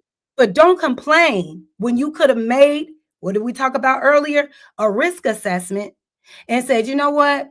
Probably not. She a little too Mhm. young. She's in a very scandalous industry. Things could get a little murky. She don't really have a lot to lose. I do. Maybe not. Maybe I can find a more mature woman I can take my sexual discretions out with.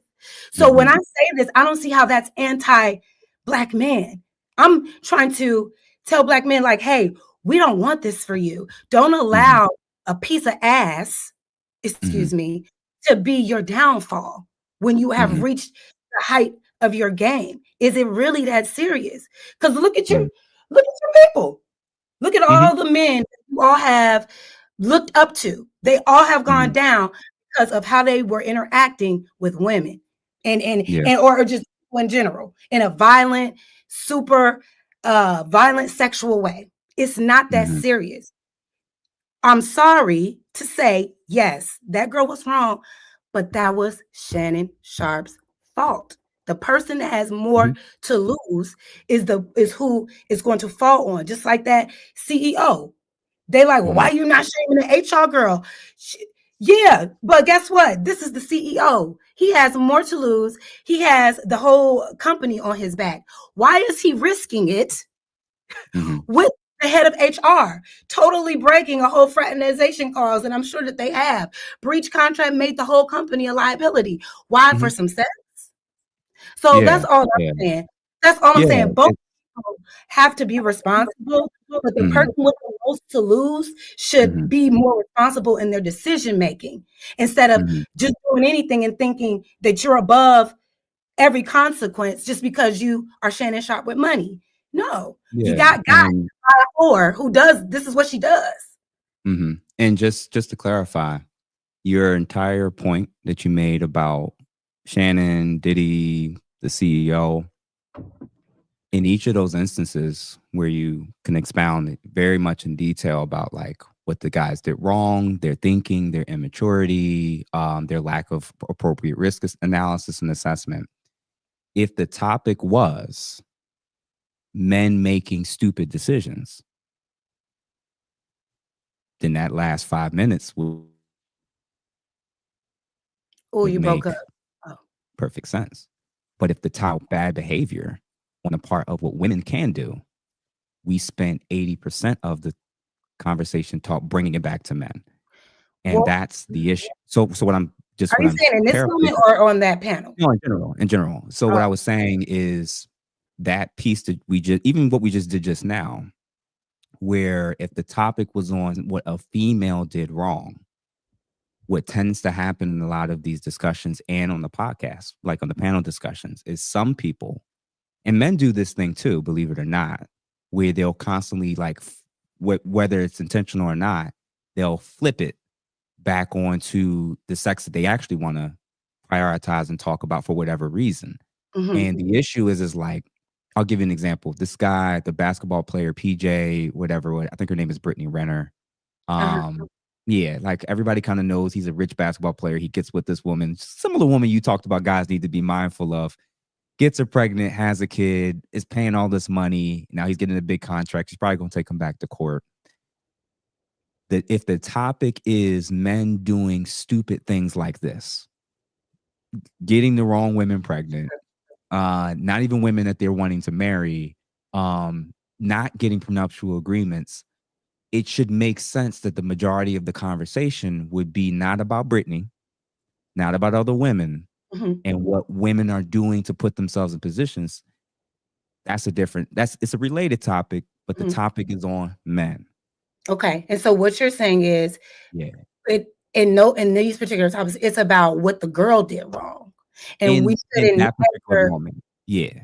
we shouldn't we should just focus on what she did wrong. Okay, so let's unpack. Not 100%. Now, again, not 100% because none of us do it perfectly. We can acknowledge Shannon could do better, this or that. But Let's say he did yeah, everything right. yeah. Let's say he did everything right. He was just a Mhm, man that really liked the young 19-year-old OnlyFans model for who mhm, she was and wanted to build a life with her, whatever the case may be. Let's just say he was just innocent and just mhm. was giving her a fair chance. Cool. Yeah. Let's talk about what the girl did wrong. So this Mhm, girl, 20 years old when she met him, was mhm, already a sex worker, right? mhm, Is sex work wrong? Maybe to some people, mhm, maybe to some, but it's legal. mhm, It happens in mass, and mhm, this is what she chose to do with her life. mhm, Did Shannon Sharp think her lifestyle was wrong? No. Okay, cool. mhm. So she's a woman that basically uses her body for financial gain and uses Correct. men to do so. Correct. Shannon knew that and also said that that was okay. So I'm still Mhm, trying to figure out her being a sex worker, if that's wrong or not, is subjective. mhm, That's just the job mhm, that she chose. She mhm. decided to. I don't know the story of how these two people met, like how he met this girl, whatever the case may be. Yeah. But we already know that this girl works for, like, the way that she makes her money is by taking money from men. So what Mhm, did she do? She found a way to get Shannon Sharp to take mhm, her seriously and mhm, entertain her, right? mhm. And he did, knowing what she was into. He did nothing wrong though. He did absolutely. I'm not putting the blame on him. Correct. Correct. If what she's doing isn't what she doing, also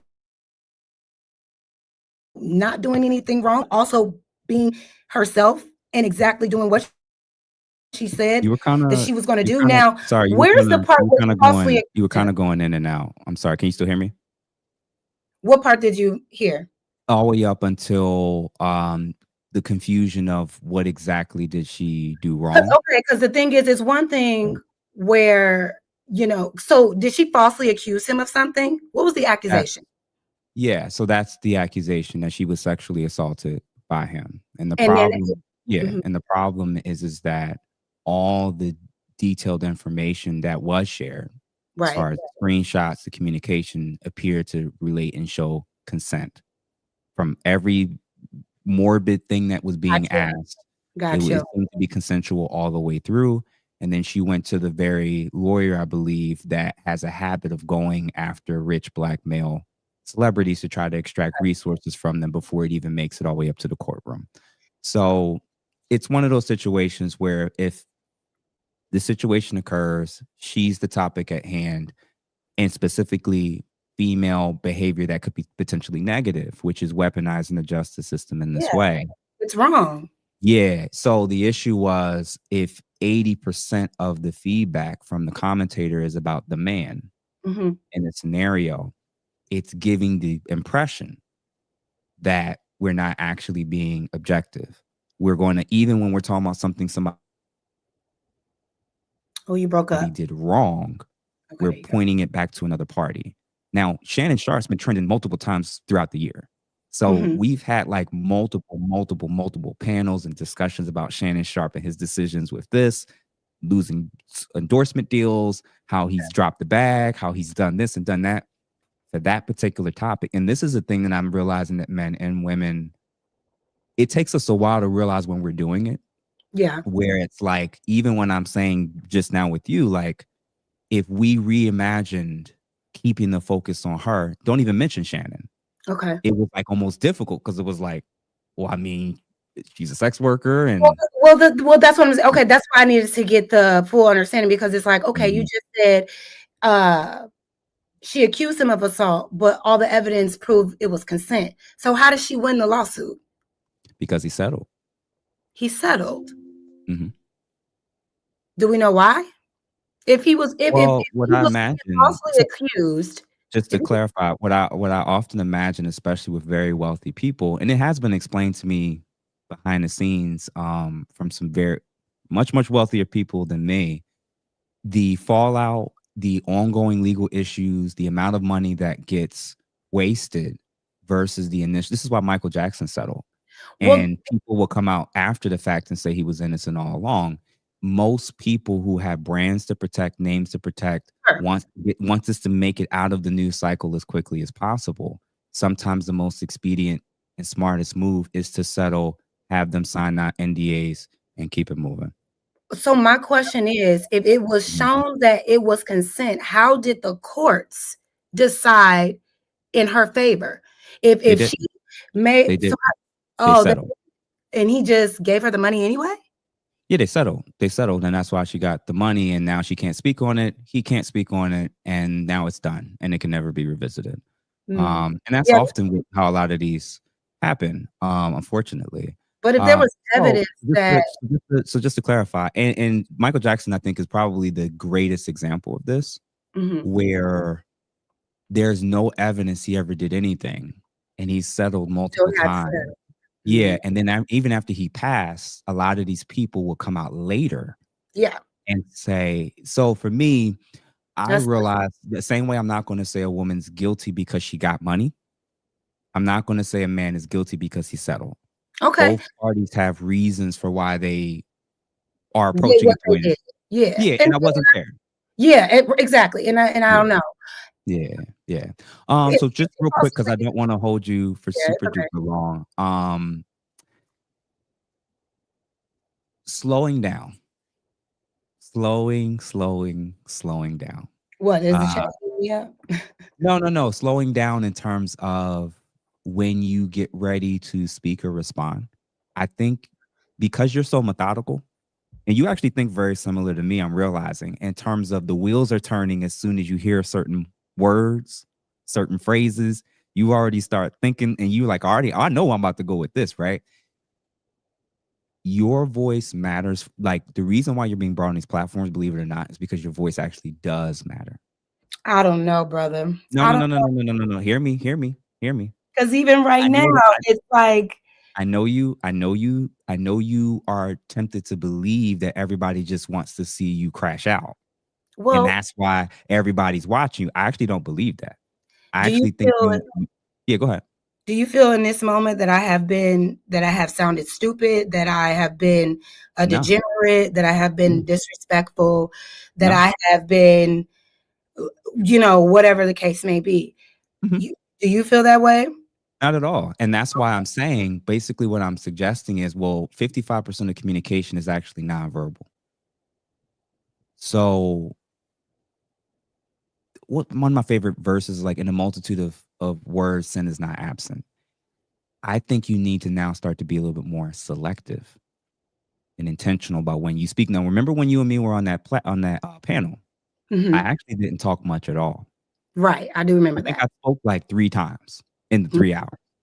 But each of those moments, because I sat there, waited, decided how I want to go about it, it Right. almost added more meaning to my voice, if that makes sense, than being somebody who's trying to respond to every key moment or every key thing. It was almost like, what's the Proverbs verse? A soft answer turns away wrath, but a grievous word stirs up anger. Like, I envision that, like you just said, I actually think you bring a lot to the table. And you know who else I think this is very similar with is Amanda, what's her name? The one who just did the debate with the 20 conservatives. Skills. Amanda Seals. Everyone hates her. Thanks for that comparison. Everyone hates No, but hear me out. Educated, educated, has the gift of gab, can defend many different various arguments. But when trying to react and respond to everything and not being more selective with what she engages with and when, that messes up her message. Sure. Right. Absolutely. I'm not saying it's easy, but that's a very clear cut one where I'm like, yo, if you like pick your spots a little bit more, it's going to hit the way you actually want it to be.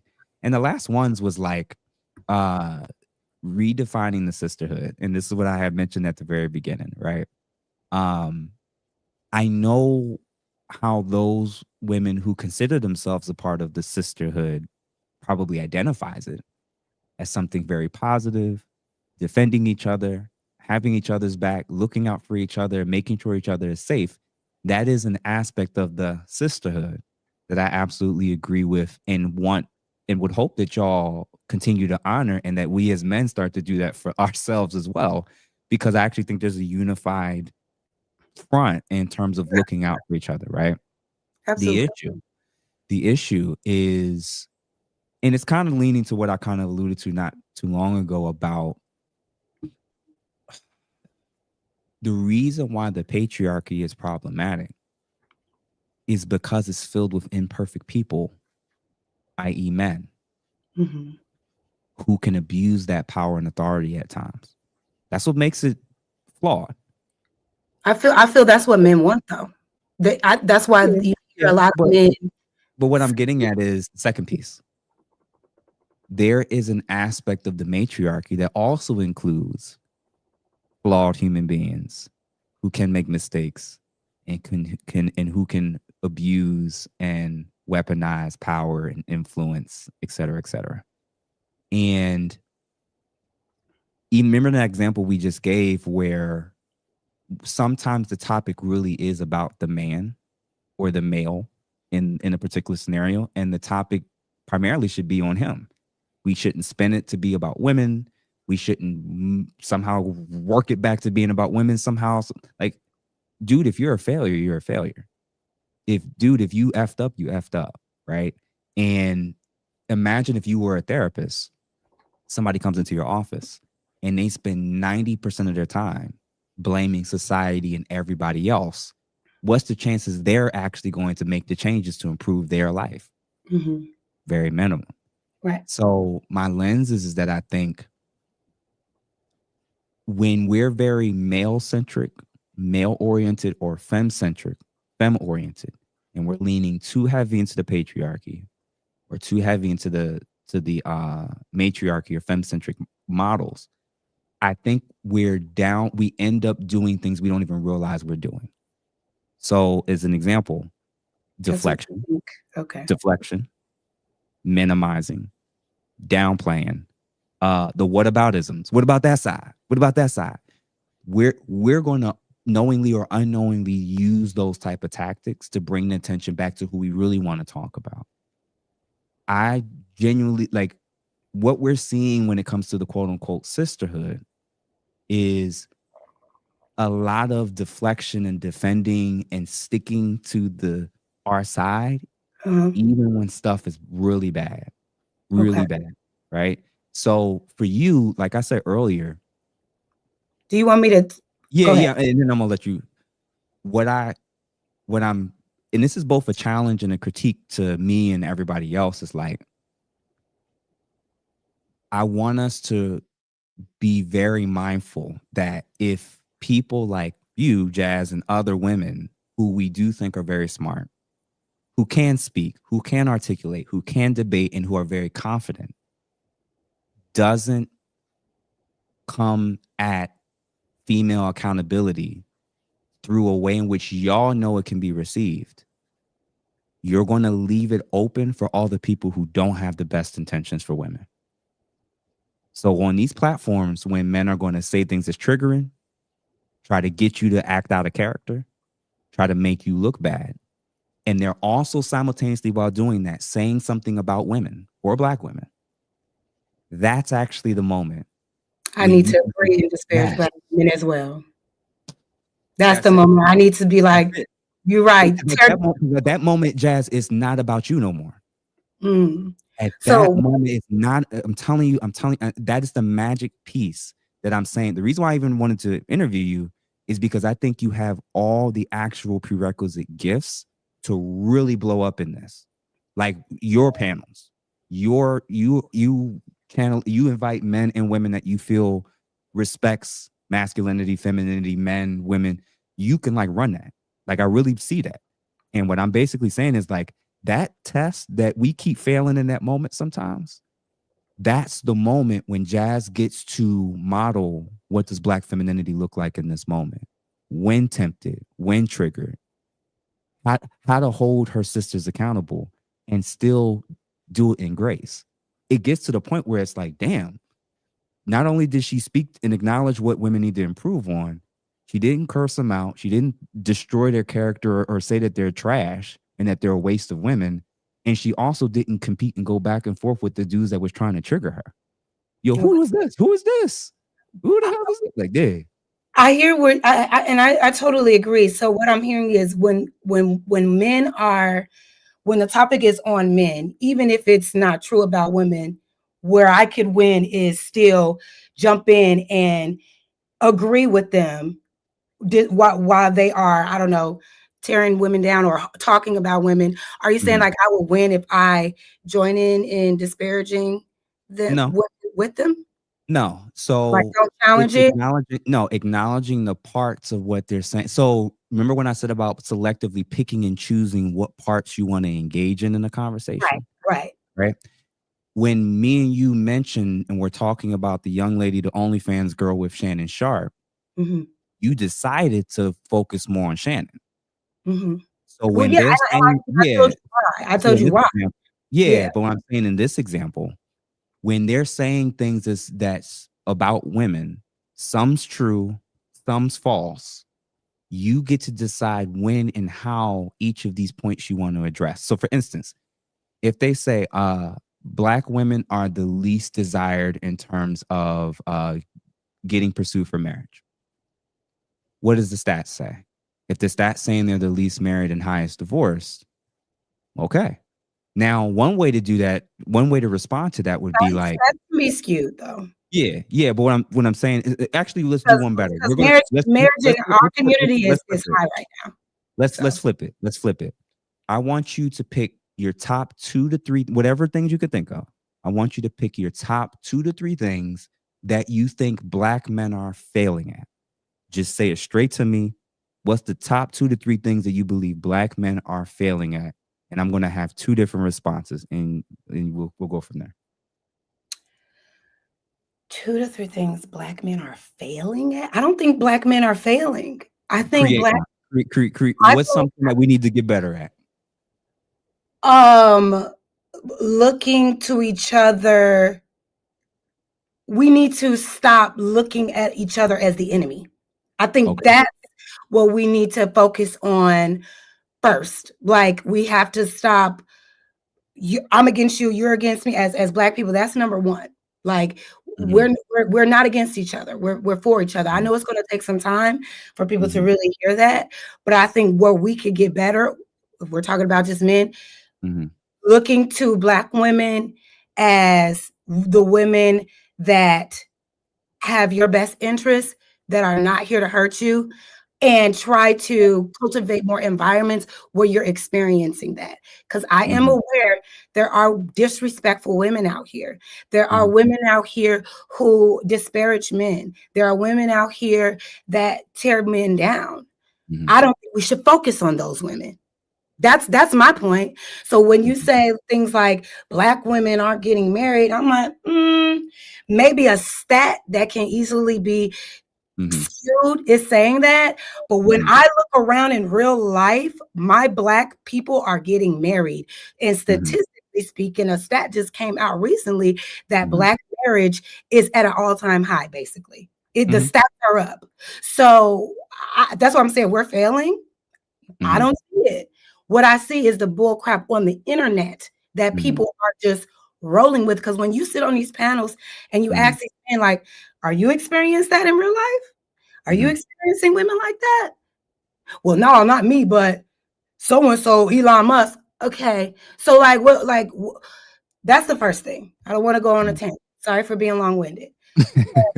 No, seriously, because I am working on it. Mhm. I hear what y'all say. Mhm. I get it.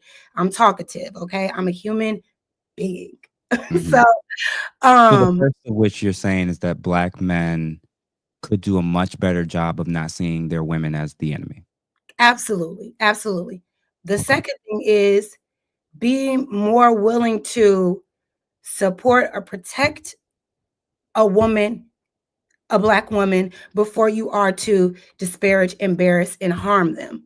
And what Mm. I find Mhm. is that, and I'll share a couple of experiences. Just Mhm. walking down the street, minding my business, going somewhere, and I'm walking this way, a Black man's coming this way. He passes me, looks at me, and say, "Ugly B," for no Mm. reason, unprovoked. And I know Mhm. everybody's gonna call cap, whatever. I have no reason to lie. Another situation, this just happened on Monday night on Labor Day. I'm out with my friends and I'm Mhm. with my friend group. And there's a male there that knows some people that's in my friend group, but I don't know them.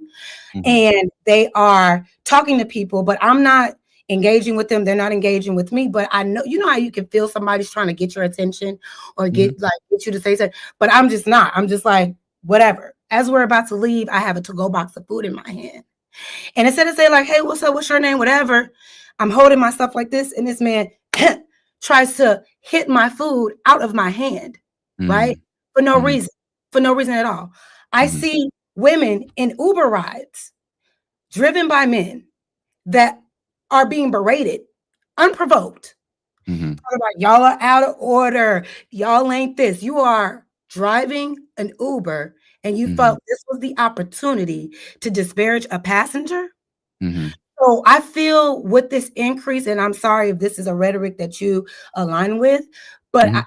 this red pill menace Mhm. spirit type of narrative, Mhm. I don't have the stats on how many marriages and relationships that it is brought on with this narrative, but I do have the stats on how much it has destroyed them, Mhm. because this narrative is making men see women as the enemy and Mhm. automatically on the defense. I got to treat a woman bad. I got to treat her nasty to Mhm. get her to like me, Mhm. right? The Yeah, the yeah, yeah. go to is, I ain't doing nothing for her. I ain't finna hold. It's just nastiness. And if Mhm. we can get out of that for both of us, but if we're Mhm. talking about men, look to support and help and be kind before you are anything negative. Let the Gotcha. defense down, Cool. okay? Because Yeah. that's further dividing us, Mhm. right? Yeah, So so if I'll the say 2 those things. things sorry, if the 2 things were we need to do a much better job of not outright seeing you as the enemy and hating you all. And then 2, start to weigh or at least try to value more of trying to be a protector and defender versus attacking and just criticizing and The shaming and all that, right? The go-to is attack, shame, disparage Mhm. before I even know. And then we Yeah. also know it's Mhm. a well, I don't know you, so what do I have to protect you? And that's the issue. Mhm. There have been so Yeah. many times that I have involved myself to help Black men get out of situations that I didn't Mhm. even know, because my natural instinct is to protect my people, to Mhm. protect my brothers. And if we could just all have that mindset and not feel like we could only do this to people we know or we're intimate with, I think that Mhm. would help us to, become better and dismiss this divide that we're in right now. Fair, fair. Yeah, so one of the ways in which I responded, I just did it, where the entire while as we were having conversation, this conversation where you're telling me things that were not flattering, may not be true from my vantage point, Yeah. may not be true for me personally, was I tried to give you the impression that I was listening, right? I was able to recount and kind of respond or even summarize what it was that you were saying. And I didn't even give you an indication of where I stood one way or the other with it. Yeah. Well, I mean, you asked me a question. It wasn't really, Yeah, you know, but if you peep what I just did, you told me things that were unflattering about people that look like me, regardless of whether it was true for me or in mhm, my circle or the types of black men that I do life with. sure. I didn't take it personal. Yeah. I didn't take my personal example of where it's not true and project that onto what you see and what you believe is going on. I validated what was you were Sure. getting at and even tried my best to try to summarize or give you back what I'm hearing to make sure me and you are on the same page. Absolutely. And thank you for Right? Yeah. I'm saying that. Now go ahead that and give it to me. that Yeah. that's jazz. That can be jazz. What just happened, what Yeah. we just did, That's where okay. even before I've given my opinion, even before I've said why it is that I think I agree or disagree with you, Mhm. I ain't mention no stats. I Mhm. didn't give no feelings. Mhm. But that entire 5-minute exchange, did you believe or perceive that I was being disrespectful to you? No. I That mean, I you just wasn't that I yeah, no. wasn't listening, right? That I was following along with you, that I even understood your frame of reference for why you could see things that way. Yeah. And I'm even absolutely. I'm even saying that I know this is not all men, Mhm, but I feel like because we are consumed social media type mhm, of nature right now, mhm. in order for us to eliminate like these negative tropes, I feel like this is where we can start. Let's Yes. let's start platforming more men that have positive things to say about the Mhm, positive experiences they're having with mhm. Black women and Yeah, and yeah. so on and so forth, instead of constantly talking about the negative things about Black women that they might not even be experiencing themselves. A lot of these men Mhm, are in happy relationships but have nothing but negative things to say about women, which I mhm. think is weird. So, brother, I want to ask you, what are some Yeah, yeah. things you feel that we as Black women, Mhm, same question, that we mhm. need to work on? Give me two things that you feel that we're failing at, that we need to do. Ooh, I got a million on plan. Plan. Nah, well, one in particular, and this isn't, believe it or not, just specifically to black women, although it is a normal complaint. The willingness to reject correction, but still demand protection. That The is a will. reject correction, but still demand and shame men into still being men and wanting to protect them. Give me an example. There is a percentage of what's being promoted on social media Mhm, where we have words to attribute to people who try to point out things that women or black women need to improve upon. mhm. When women do that, they're called pick me's. They're called being male centered, right? Male centric. Can I have an example? Um, yeah, when men do it, when men point out in terms of how we're displaying ourselves in terms of dressing, how we're acting at airports, how we're conducting ourselves in public places, what we're displaying on social media, etc. Men who say something about it Mhm, will often be told, "Get out of women's business." mhm, He's sassy. mhm, Uh, he's gay, etc., etc. And it's like, so if all the people who are trying to bring attention or point out something that they believe our community needs to improve on, or specifically our women needs to improve on, are vilified, attacked, said that you're being a pick me or you're sassy or gay, but then simultaneously talking about how unprotected they are. You kind of have to, for a lot of people's perspectives that are kind of on the outside looking in to the debauchery, I see how people on Anton's panel will arrive at conclusions where they say things like, you know what, if she's not my daughter, if she's not my wife, if she's not my girlfriend or my family member, she's on her own. I see, I see, I see, I'm not saying that's right. I'm just saying that I'm seeing how both sexes are taking their hurt and disappointment and frustration with the opposite sex and kind of getting defensive and pulling back. You know what? I'm gonna remove my femininity. I'm gonna remove my nurturing. I'm gonna remove my softness. I'm gonna remove my protection. I'm gonna remove my provision. I'm gonna be, now everybody wants to be transactional.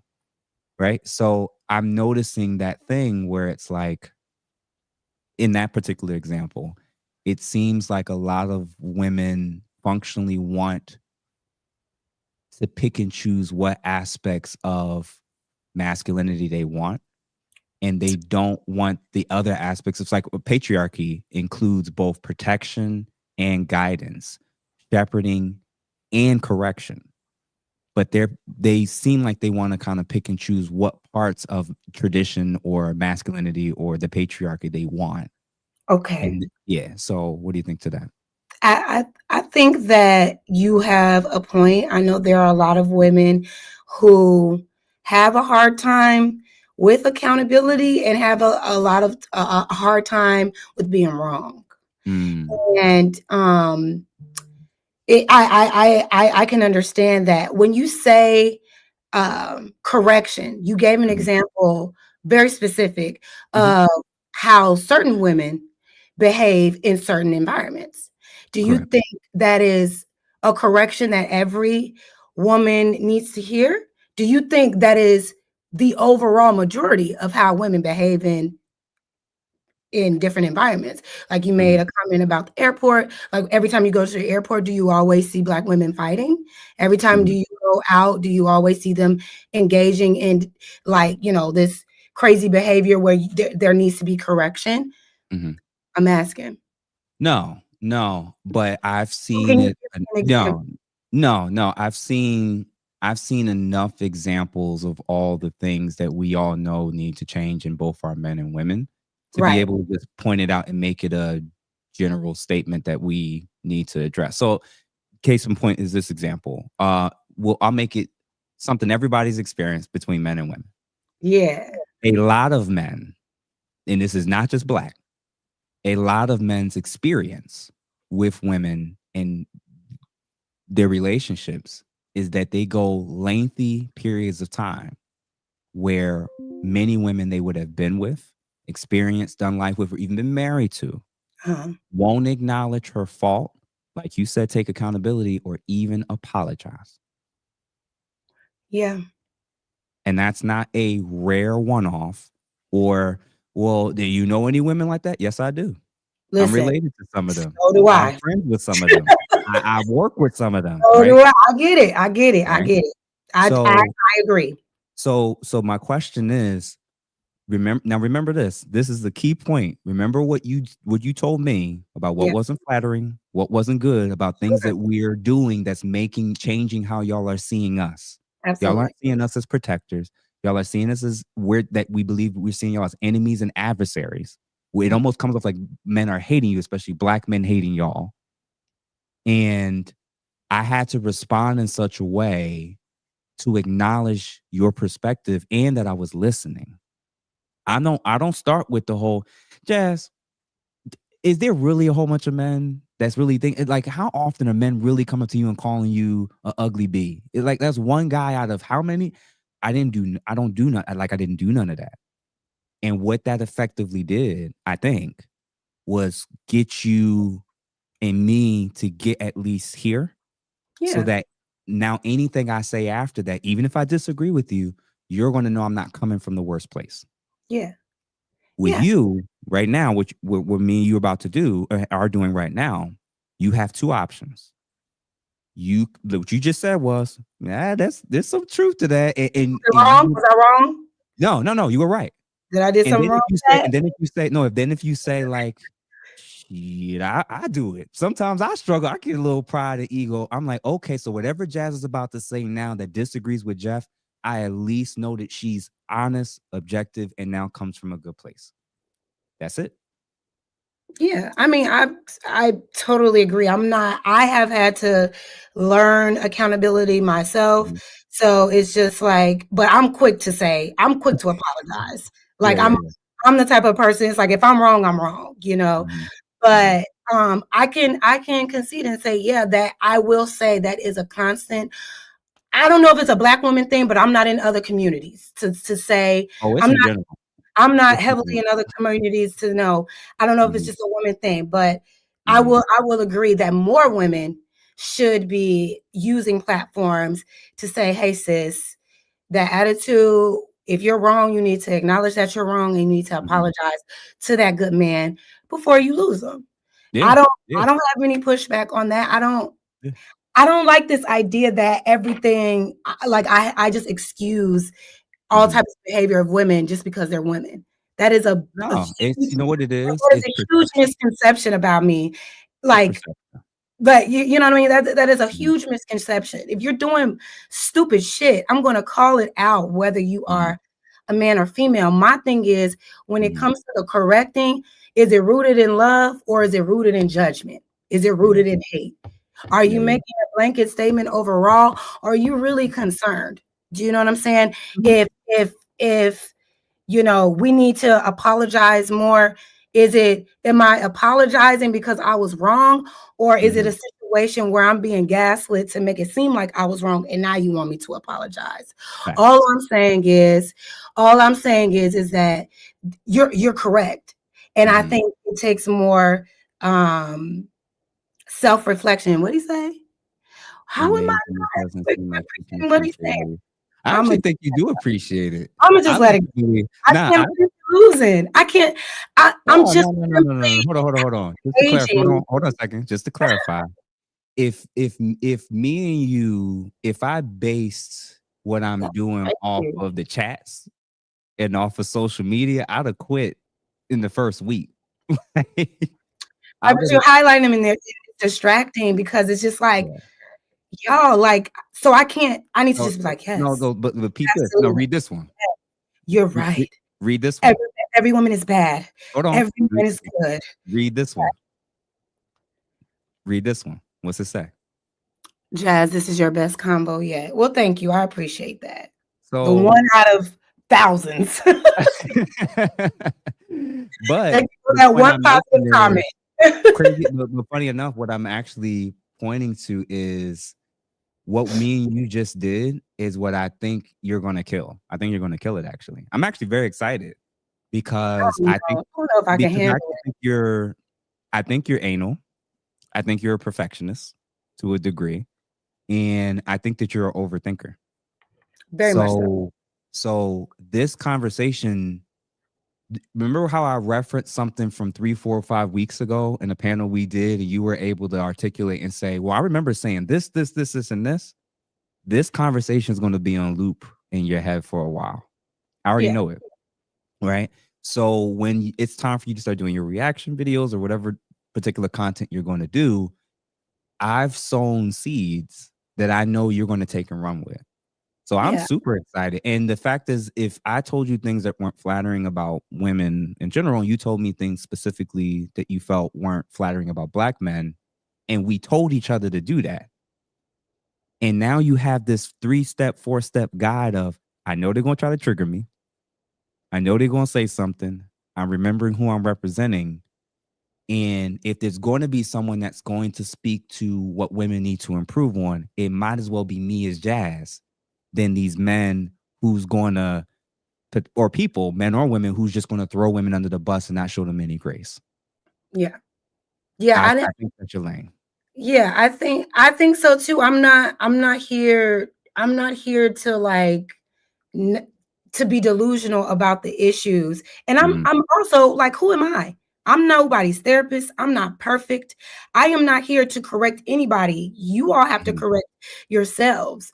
What mhm, all I can do is acknowledge that this is a consistent thing. Now, my mhm, example of men feeling like we're the enemy, and I gave you examples, is because it's kind of been a consistent thing. More and more women are coming out and saying that men are coming up to them out of nowhere, mhm, being mean and nasty to them. It's becoming more prevalent, and mhm. I'm just like, let's return it. Women also have decided I don't want to. I can treat men any type of way. I can disparage them. I can talk crazy to them. And Mhm, you still better do what I want you to do for me and show up mhm, for me the way. It doesn't work like that. You have to mhm. do the internal work to be the type of person that the person you wants. Like you have Yeah, to, yeah, like, if yeah. you want this protector, you have Mhm, to be. Every human being is worth protecting. Let me preface that by saying that. But if you want a good man to come into your life and show you that consistently, you have to mhm. first be appreciative Yeah. of that and not challenge that man every time that he's telling you something, Mhm. because if he loves you, he's saying it with care and he has your best interest at heart. This is where you about to just pass the offering plate around. This is the They jazz still that gonna I'm find saying. something negative to say. Now They be still mindful. Now be mindful when you start to be intentional and sure that you're going to try to do exactly what you just did then, which is making sure that you're balanced. You're going to start to get called Miss Kevin Samuels. No, it's coming. It's coming because the jazz, like you do know when you do what you just did and what me and you just did in terms of dialogue and feedback and recognizing both perspectives and acknowledging issues on both sides, you're going to be now starting to get called to pick me. Oh, why is she worshiping men? Why is she always censoring men? You just holding women accountable in that moment in that episode, and now they done painted you as the woman who hates women. That's what it is for us, Mhm. men and women who ever point out anything about either sex. You will be convinced, go by each episode. One episode's for the women, one episode's for the men. Go read the comments, and there's always somebody without fail. Oh, he just pandering to the women. Next episode, he hate men or he hate women. I'm like, that lets me know I'm Yeah. doing something right. Yeah. And when you do this and your stuff starts going out there, and when you're pointing out men's issues and you're pointing out women's issues and you're just holding the line, you're going to see what I'm talking about. It's no longer going to be this bias of people trying to put you in the box of you just always side with women or you always hate men. They're going to say you hate both sexes, but in reality, it's because you're loving both sexes. That's where I'm saying that's the next stage of this for you. So I'm excited. So I've held you for 2 hours. Um, before I do final thoughts, in terms of where people could find you, overall, how did you feel the interview went? I mean, I think it went well. It was positive. I hope it added value to your channel. Mhm. Thank you for having me on. I came up here with good intentions. I don't have like this hate in my heart for Black men or Black people at all. And I think my biggest thing is being misunderstood. Yeah. And I wanted this opportunity because Mhm. I am entering this space and trying to take it seriously to like, Mhm. yo, like if I'm going to do this, I need y'all to understand where I'm coming from. But I also understand that some people are fixated on misunderstanding, and I Yeah. can't combat that. Fair. So I just plan to, I think this conversation was great. I do need to start watching the chat though, because some people are just me. And I'm a I very told you don't watch the chat. you told me.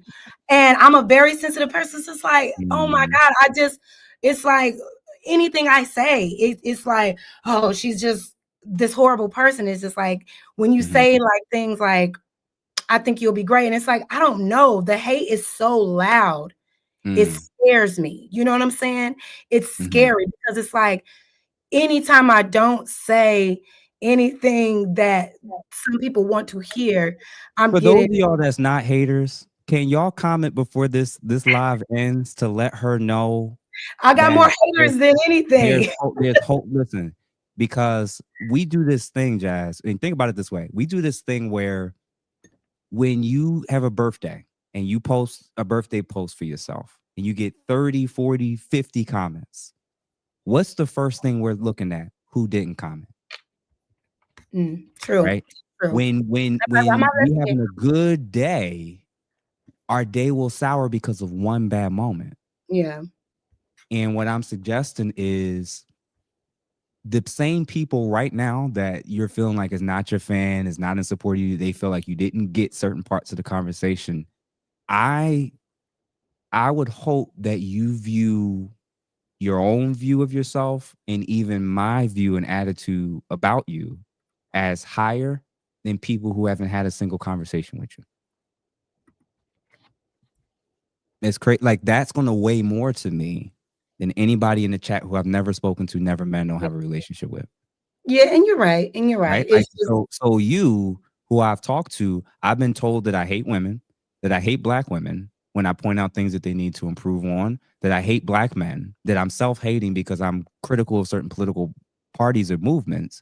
I'm told right. that I hate everything and I hate myself, I hate my mother, like the whole nine, I'm gay and all. Like in reality is if I know me and the people around me still accepts me, and then the people I'm doing this with also thinks that I'm not stupid and have something valuable to say and share. That's sufficient for me to do this. All this other stuff is like a bonus. Yeah. No, you're Right? right. That's It you. That's got to be you. Like so. Let me skim down because I know. Let's It see could who be else. my ADD too. I say getting distracted and like looking at comments and everything. Essentially, I know it doesn't really matter like that. It just is. It Mhm, baffles me. I think it's just like, damn, like, is that really how y'all feel? Like I'm ugly and mhm, stupid and masculine because mhm. I'm just. But whatever. Thank Oh, y'all. Boogie, my guy. Jazz, don't be so hard on yourself. We love you personally. I've been called a simp for saying you are very beautiful, but still I disagree with you 99% of the time. Good conversation tonight. Boogie, I did an interview with him like a week or two ago, and he reacts to everybody's stuff. He's reacted to you, he's reacted to me and everybody. It's not always positive. He doesn't always agree. But the fact is, he's like, 99%. Okay. yeah, but my lens is somebody who doesn't agree with you 99% of the time is telling you not to be hard on yourself. You focused on the 99% part. I focused on the part of him saying, don't be hard on yourself. We love you. I've even been called a simp for calling you beautiful. You was like, but that 99%. Because it's just like what he's ultimately saying, like, be cute and shut up. You're cuter when you're not talking. Because I don't agree with anything that you agree with that you say. So what? But, you So know, what? I It know it's just I'm is. just developing a thicker skin for this. It just is Yeah. baffling with to me sometimes how people can be so hateful and not really know who you are. Jazz, we So rock with our I sisters. appreciate Oh, the love and right. everything else because Definitely a misunderstood. Da da da da da.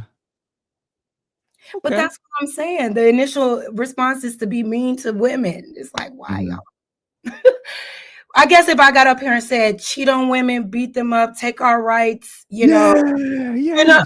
yeah, that's right. She'll be married tomorrow. If I Uh, said, women yeah, just yeah. shut up, Uh-huh. don't be educated, just cook and clean and don't do anything for yourself and do everything for a man. Uh-huh. That's when I'll get Well, the I'm gonna tell you audience. this. If That's when I'll get Well, it. I'm gonna tell you this. If I just commented in the last 3 minutes and told people to share some how they actually feel at the tail end of this, if they really didn't feel this, they wouldn't be typing this stuff.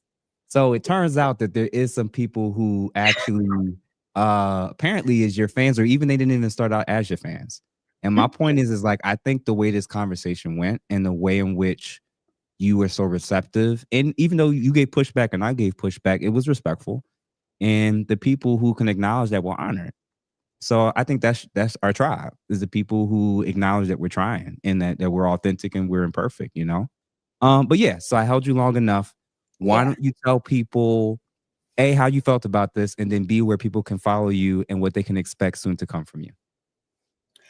Um, so I thought the show went great. Thank you all again, thank you for having me up. Um, I'm never the one that says that I'm the smartest person. I'm not trying to be the smartest person in the room. I'm not trying to think that I know more than anybody. Mhm, Regardless of popular belief, um, I am receptive to correction. You know what I'm mhm, saying? I have a very loving relationship with a man that is so sweet to me and mhm, so kind, but still very firm and direct. mhm. So when I get the pushback that I'm not receiving it, it's just like you don't know the half. But I Yeah, get yeah. it. It is a different space. I appreciate the love, and I also appreciate the hate. It is what it is. If you are interested in following me, you can follow my channel at Jas Noelle 7. I'm going to be doing some reaction videos on panels that I'm on, specifically to respond to myself or react to myself, hold Mhm, myself accountable if I said anything wrong, if there's things that I could have said better or moments where I shouldn't have said anything at all. I'm willing to do that. And then also mm. react to the Wait, wait, panel. wait. So just to clarify, you're saying you're going to react to your own panel performances and be honest about your own critique. Absolutely. Absolutely. Nobody's doing that. I'm Absolutely. telling you, all y'all that's in the chat tonight, before y'all log off or when y'all see this later on, go to her. It's Jas Noelle 7, right? Yes. Subscribe to her. And if she keeps her word and she's honest and authentic with herself in her own performances, this is a reflection of somebody who's legitimately doing the very thing she's saying tonight.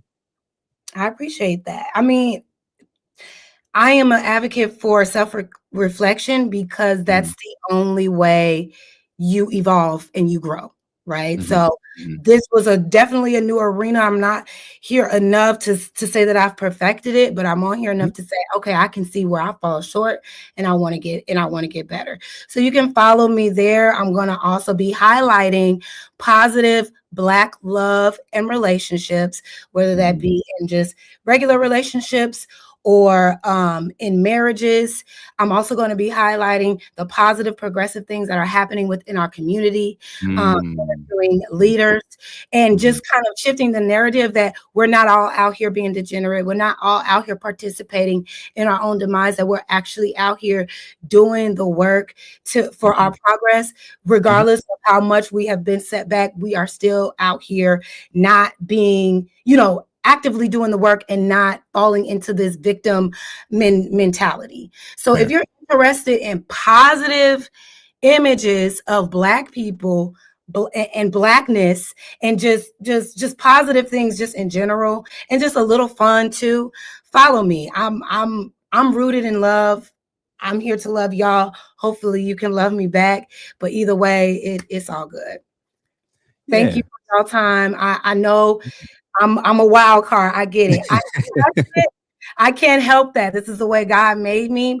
But with Mhm, this, and I definitely appreciate your advice, Jeff. I will be taking that advice with me and utilizing it. It's already been things that I wanted to do anyway. But again, I mhm, am not. I am not. I'm a work in progress. I'm not mhm. perfect. Yeah. I'm going to fall short. Mhm. So I appreciate the people giving me the chance to evolve and grow in this space. And if you're rocking with me, I'm rocking with you. Yo, I genuinely appreciate you showing up, setting aside your time for this evening. I know you tired and need to get some food in you, so I'm not gonna hold you. So y'all, if y'all could, like I said, please support her. Please, every person that I'm interviewing, I've always appreciated all of you for kind of showing love, going to their channel, subscribing, supporting their content. And since I've started doing this type of stuff and collabing with people, seeing people's views go up, seeing people's subscriber counts go up, this is what it is about building a community. And it really is about building a community, not just the people that agree with me and agree with us, but also building a community of like minded people that's just open to listening and hearing from other perspectives. So, Jas, I will bid you adieu. And Thank then I you. will close out reading the super chats to make sure I don't miss anything. Okay. But as you see, I just shared about 20 different comments in the last 10 minutes that all is very positive. So I'm hopeful and excited about your chapter. And I wish you well. Thank you so much, Chef. Peace All and right. love to Bye. All right, y'all. So, long story short, that actually went really, really well. Obviously, we had moments where we disagreed or weren't in alignment. But for those who watch the episode that I just released today on not how to not debate or argue with women in general, I hope that you all believe that I did a fairly decent job of not arguing, not being contentious, not trying to win anything, but it was more so trying to make sure that we both listened, that we both felt heard and validated. And I walked away from that. And I hope you all, many of you all did. If you had a different perception of jazz, especially prior to this live stream, my hope is, especially in the last 10, 15 minutes, that you see she's a human being like the rest of us who has her reasons for thinking and feeling whatever it is that she thinks and feels. The most important thing is that I think the goal was to humanize her and to humanize women and Black women who are like her. And my goal of this channel and platform is to do just that. It's not about getting everybody to think Jeff is the smartest guy in the room. It's not about getting everybody to just agree with me. It's about recognizing that there's nuance to this. There's reasons for why, as men, we need to approach things a certain way. As women, we need to approach things a certain way. And there's reasons for why I think this type of interviews and conversations matter. Everything that we said wasn't flattering. Everything that we said wasn't the greatest in terms of who and what we were talking about. But we just had a 2-hour conversation about the image of Black men and Black women and how we treat each other. And it was respectful. We both are passionate individuals. We both have our views and stances for why we think what we think. I didn't experience any of the things that maybe other people were worried or thought I would have experienced with jazz. It was actually quite the opposite. It was thoughtful. We had some pushback. She had some legitimate areas and critiques and even some arguments that I hadn't even heard or thought about. And my hope is that I kind of did the same as well. And I want y'all to grade me too. Feel free when this is over to kind of give me a letter grade in terms of how you thought I did as far as a listener, as far as giving counterbalances and expressing certain views and arguments about things.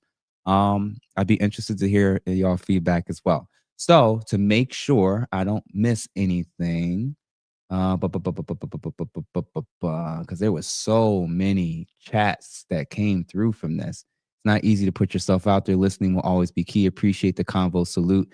Thank you as a split Gem 56 for the 1999 and for that feedback. We've got Mike Check Productions, $10. Jazz, always remember this is the internet. We troll. There are incels. Take notes and be more balanced, and everything will work out for you. Shout out to y'all that really stepped up and kind of took this as an opportunity to not attack the guest or attack women. I know it's a really big prevalent thing in the manosphere space of like only focusing and fixating on the worst women. I don't see that in jazz. I don't see jazz as anything actually close to the worst women. Want worst of of us as women. She's educated. She's passionate. She gets along with the probably more than likely the Black man that she's in a relationship with. She's killing it. And yeah, we may have some disagreements about some of the ways in which both her and I have approached the podcast space, but I think her level of growth in the next 6 months is going to be crazy. Be honest with you. Who else we got? We did Mike Check. Who else we got? Guys, comparing notes isn't hate. You'll get jazz. Thank you for that. It's amazing how Jazz can talk about the picture accurately, but over 98% fail to apply what she has learned towards herself. That's what people have an issue with Jazz. She is terrible at listening to comprehend self-reflection and accountability. So even with that said, if that were true, this conversation wouldn't have ended in the way in which it did. It wouldn't have. If she could not self-reflect, if she can't take accountability, and if she's not open to receiving feedback, I don't think we would have even made it past the first hour. And B, I don't even know if she would have stayed on this as long as she did. And the fact is, I asked her, she was open to feedback. And just because we had a back and forth about it didn't mean that she's not going to think about it and be receptive to it. I would hope that you all give her, as you all are giving me a chance. If y'all had known me 10, 15 years ago, none of you would probably follow me right now. But because of grace, because of people giving me a chance, um, I've been given the opportunity to be able to grow and mature as a man and as an adult. And I've gotten to a place and point where it seems like a lot of you really genuinely value my perspective, my balance, and my attempt to be balanced, and how I try to handle my emotions. That wasn't always me as an adult, let alone a teenager. And I hope that the same grace that you all have for me now and what you appreciate that I do now, why can't y'all think that that's the case with any other person who's open to it, like Jazz and other people are? Real talk. So just kind of keep that in mind when we're kind of judging people. And y'all got to remember, like, a lot of y'all aren't doing this. Y'all not like behind microphones on panels, getting cursed at, getting called out your name. So if you don't do this, you don't truly know how you may behave if you're put into that element when you're kind of being put on guard and being made to feel very defensive, so to speak. Boogie, we've already covered that. Del Forcio, look at how much emotional labor you just had to perform just to get her to understand the simple concept.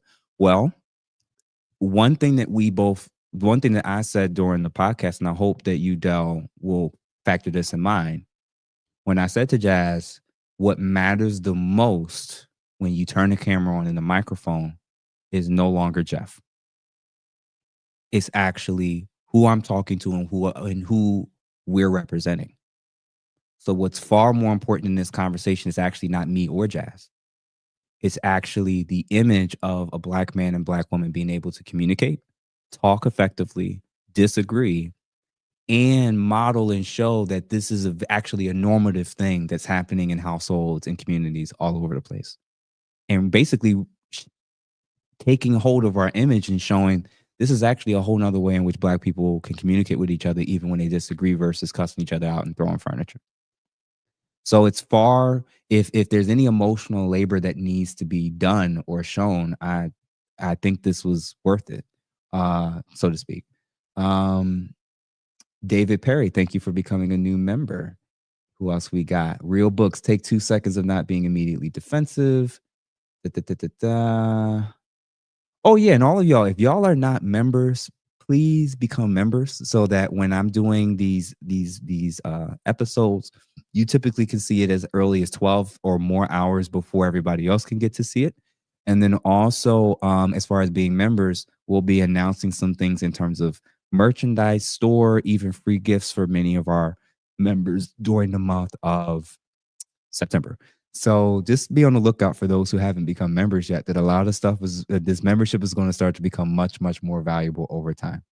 I really appreciate y'all showing up, coming through, the donations, the gifts. Like, I just think like I really appreciate how a lot of you have shown up for me in this channel, and I'm excited. So y'all didn't know me 2 months ago. A lot of you only knew of Jazz with these panel performances. I hope that despite how today went and your pros and cons of it, that you're open to the possibility, the same way that you're open to a guy that you didn't know, that you all could potentially be open to and giving me a chance to articulate my thoughts, to clear things up, to better explain what my stances are and how I really feel about things and why I'm so passionate about this stuff. It'd be nice if you all could extend that to her and Dr. Will and anyone else that I bring on this platform. And it's because I do think that their voice means something. It represents something. It's not always about because I agree with everything or they agree with me. It's because they're representing an aspect of our culture and society that needs to be recognized. And if y'all can show up and reward us that are actually doing stuff like this, that's what you're going to get. More stuff like this. But if it's only the people who's doing the negative stuff and the crash outs, that's the stuff y'all click on. That's the stuff y'all like. That's the stuff y'all donate to and support. And not this type of stuff. It's going to be far few in between for commentators and podcasters to really try to do this because nobody wants to watch it. So the same way you gave me a chance, if y'all can give her and Dr. Will and my future guest a chance, would absolutely greatly appreciate it. So thank you all again. I'm going to try my best to have another episode out for you all either today or Friday. But I cannot tell you which one it's going to be because there's a lot of stuff trending right now, especially in terms of influencers. And I got to make some decisions on how soon I want to address some of these things that's going on because I'm at this point, I'm honestly tired of people who are representing mental health and influencing other people's lives and causing a whole lot of damage in the process of what they're doing. So that's something I really, really want to touch on very quickly, but I also want to do the master communicator thing. So thank you for the donations. Feel free to, I think membership again is only $2.99. If you want to donate, all my links are in the description on the channel. Thank you all for a great evening, a lot of engagement. I'm excited. I can't wait to rewatch this and see how I did. Feel free to grade me, of course. And if you haven't subscribed, make sure you subscribe, hit that like button, and going forward, individual content from me, where it's just me with the microphone and the camera. If each time I'm actually killing it, you each that watched it gave $2, within 6 months, I may seriously be able to do this full time. No lie. If I'm only doing these once or twice a week, by the way, so I'm not like asking you for $10, $20, $30 a week. If each time you see an individual episode from me of something that I've taken days or weeks to kind of prepare and get ready for, if you think I'm killing it and you support it, if you donate $2 to each of those videos going forward, you don't have to go in the past if you don't want to, but going forward, the one from today and going forward, if you give $2, and I do these once or twice a week, if everybody did it, I did the math. I think in about 6 months, I'm seriously going to be able to potentially be able to do this full time, which is crazy to think about, but it only works if you all genuinely like help up and continue to support. All of y'all that already donated, y'all ain't got to do nothing else for me for the month of September. Thank you for sure. This is just for everybody else. So, long story short, thank y'all for joining. Thank y'all for contributing. Thank y'all for watching. Godfather. It's not easy to put yourself out there. Listening will always be the key. It isn't self-reflection when in real time she proved your criticism. We give grace by seeing this and yet still listen, man. There's only one way to find out if what you're saying is true or what I'm saying is true. I'm tempted to believe that I'm going to see something positive.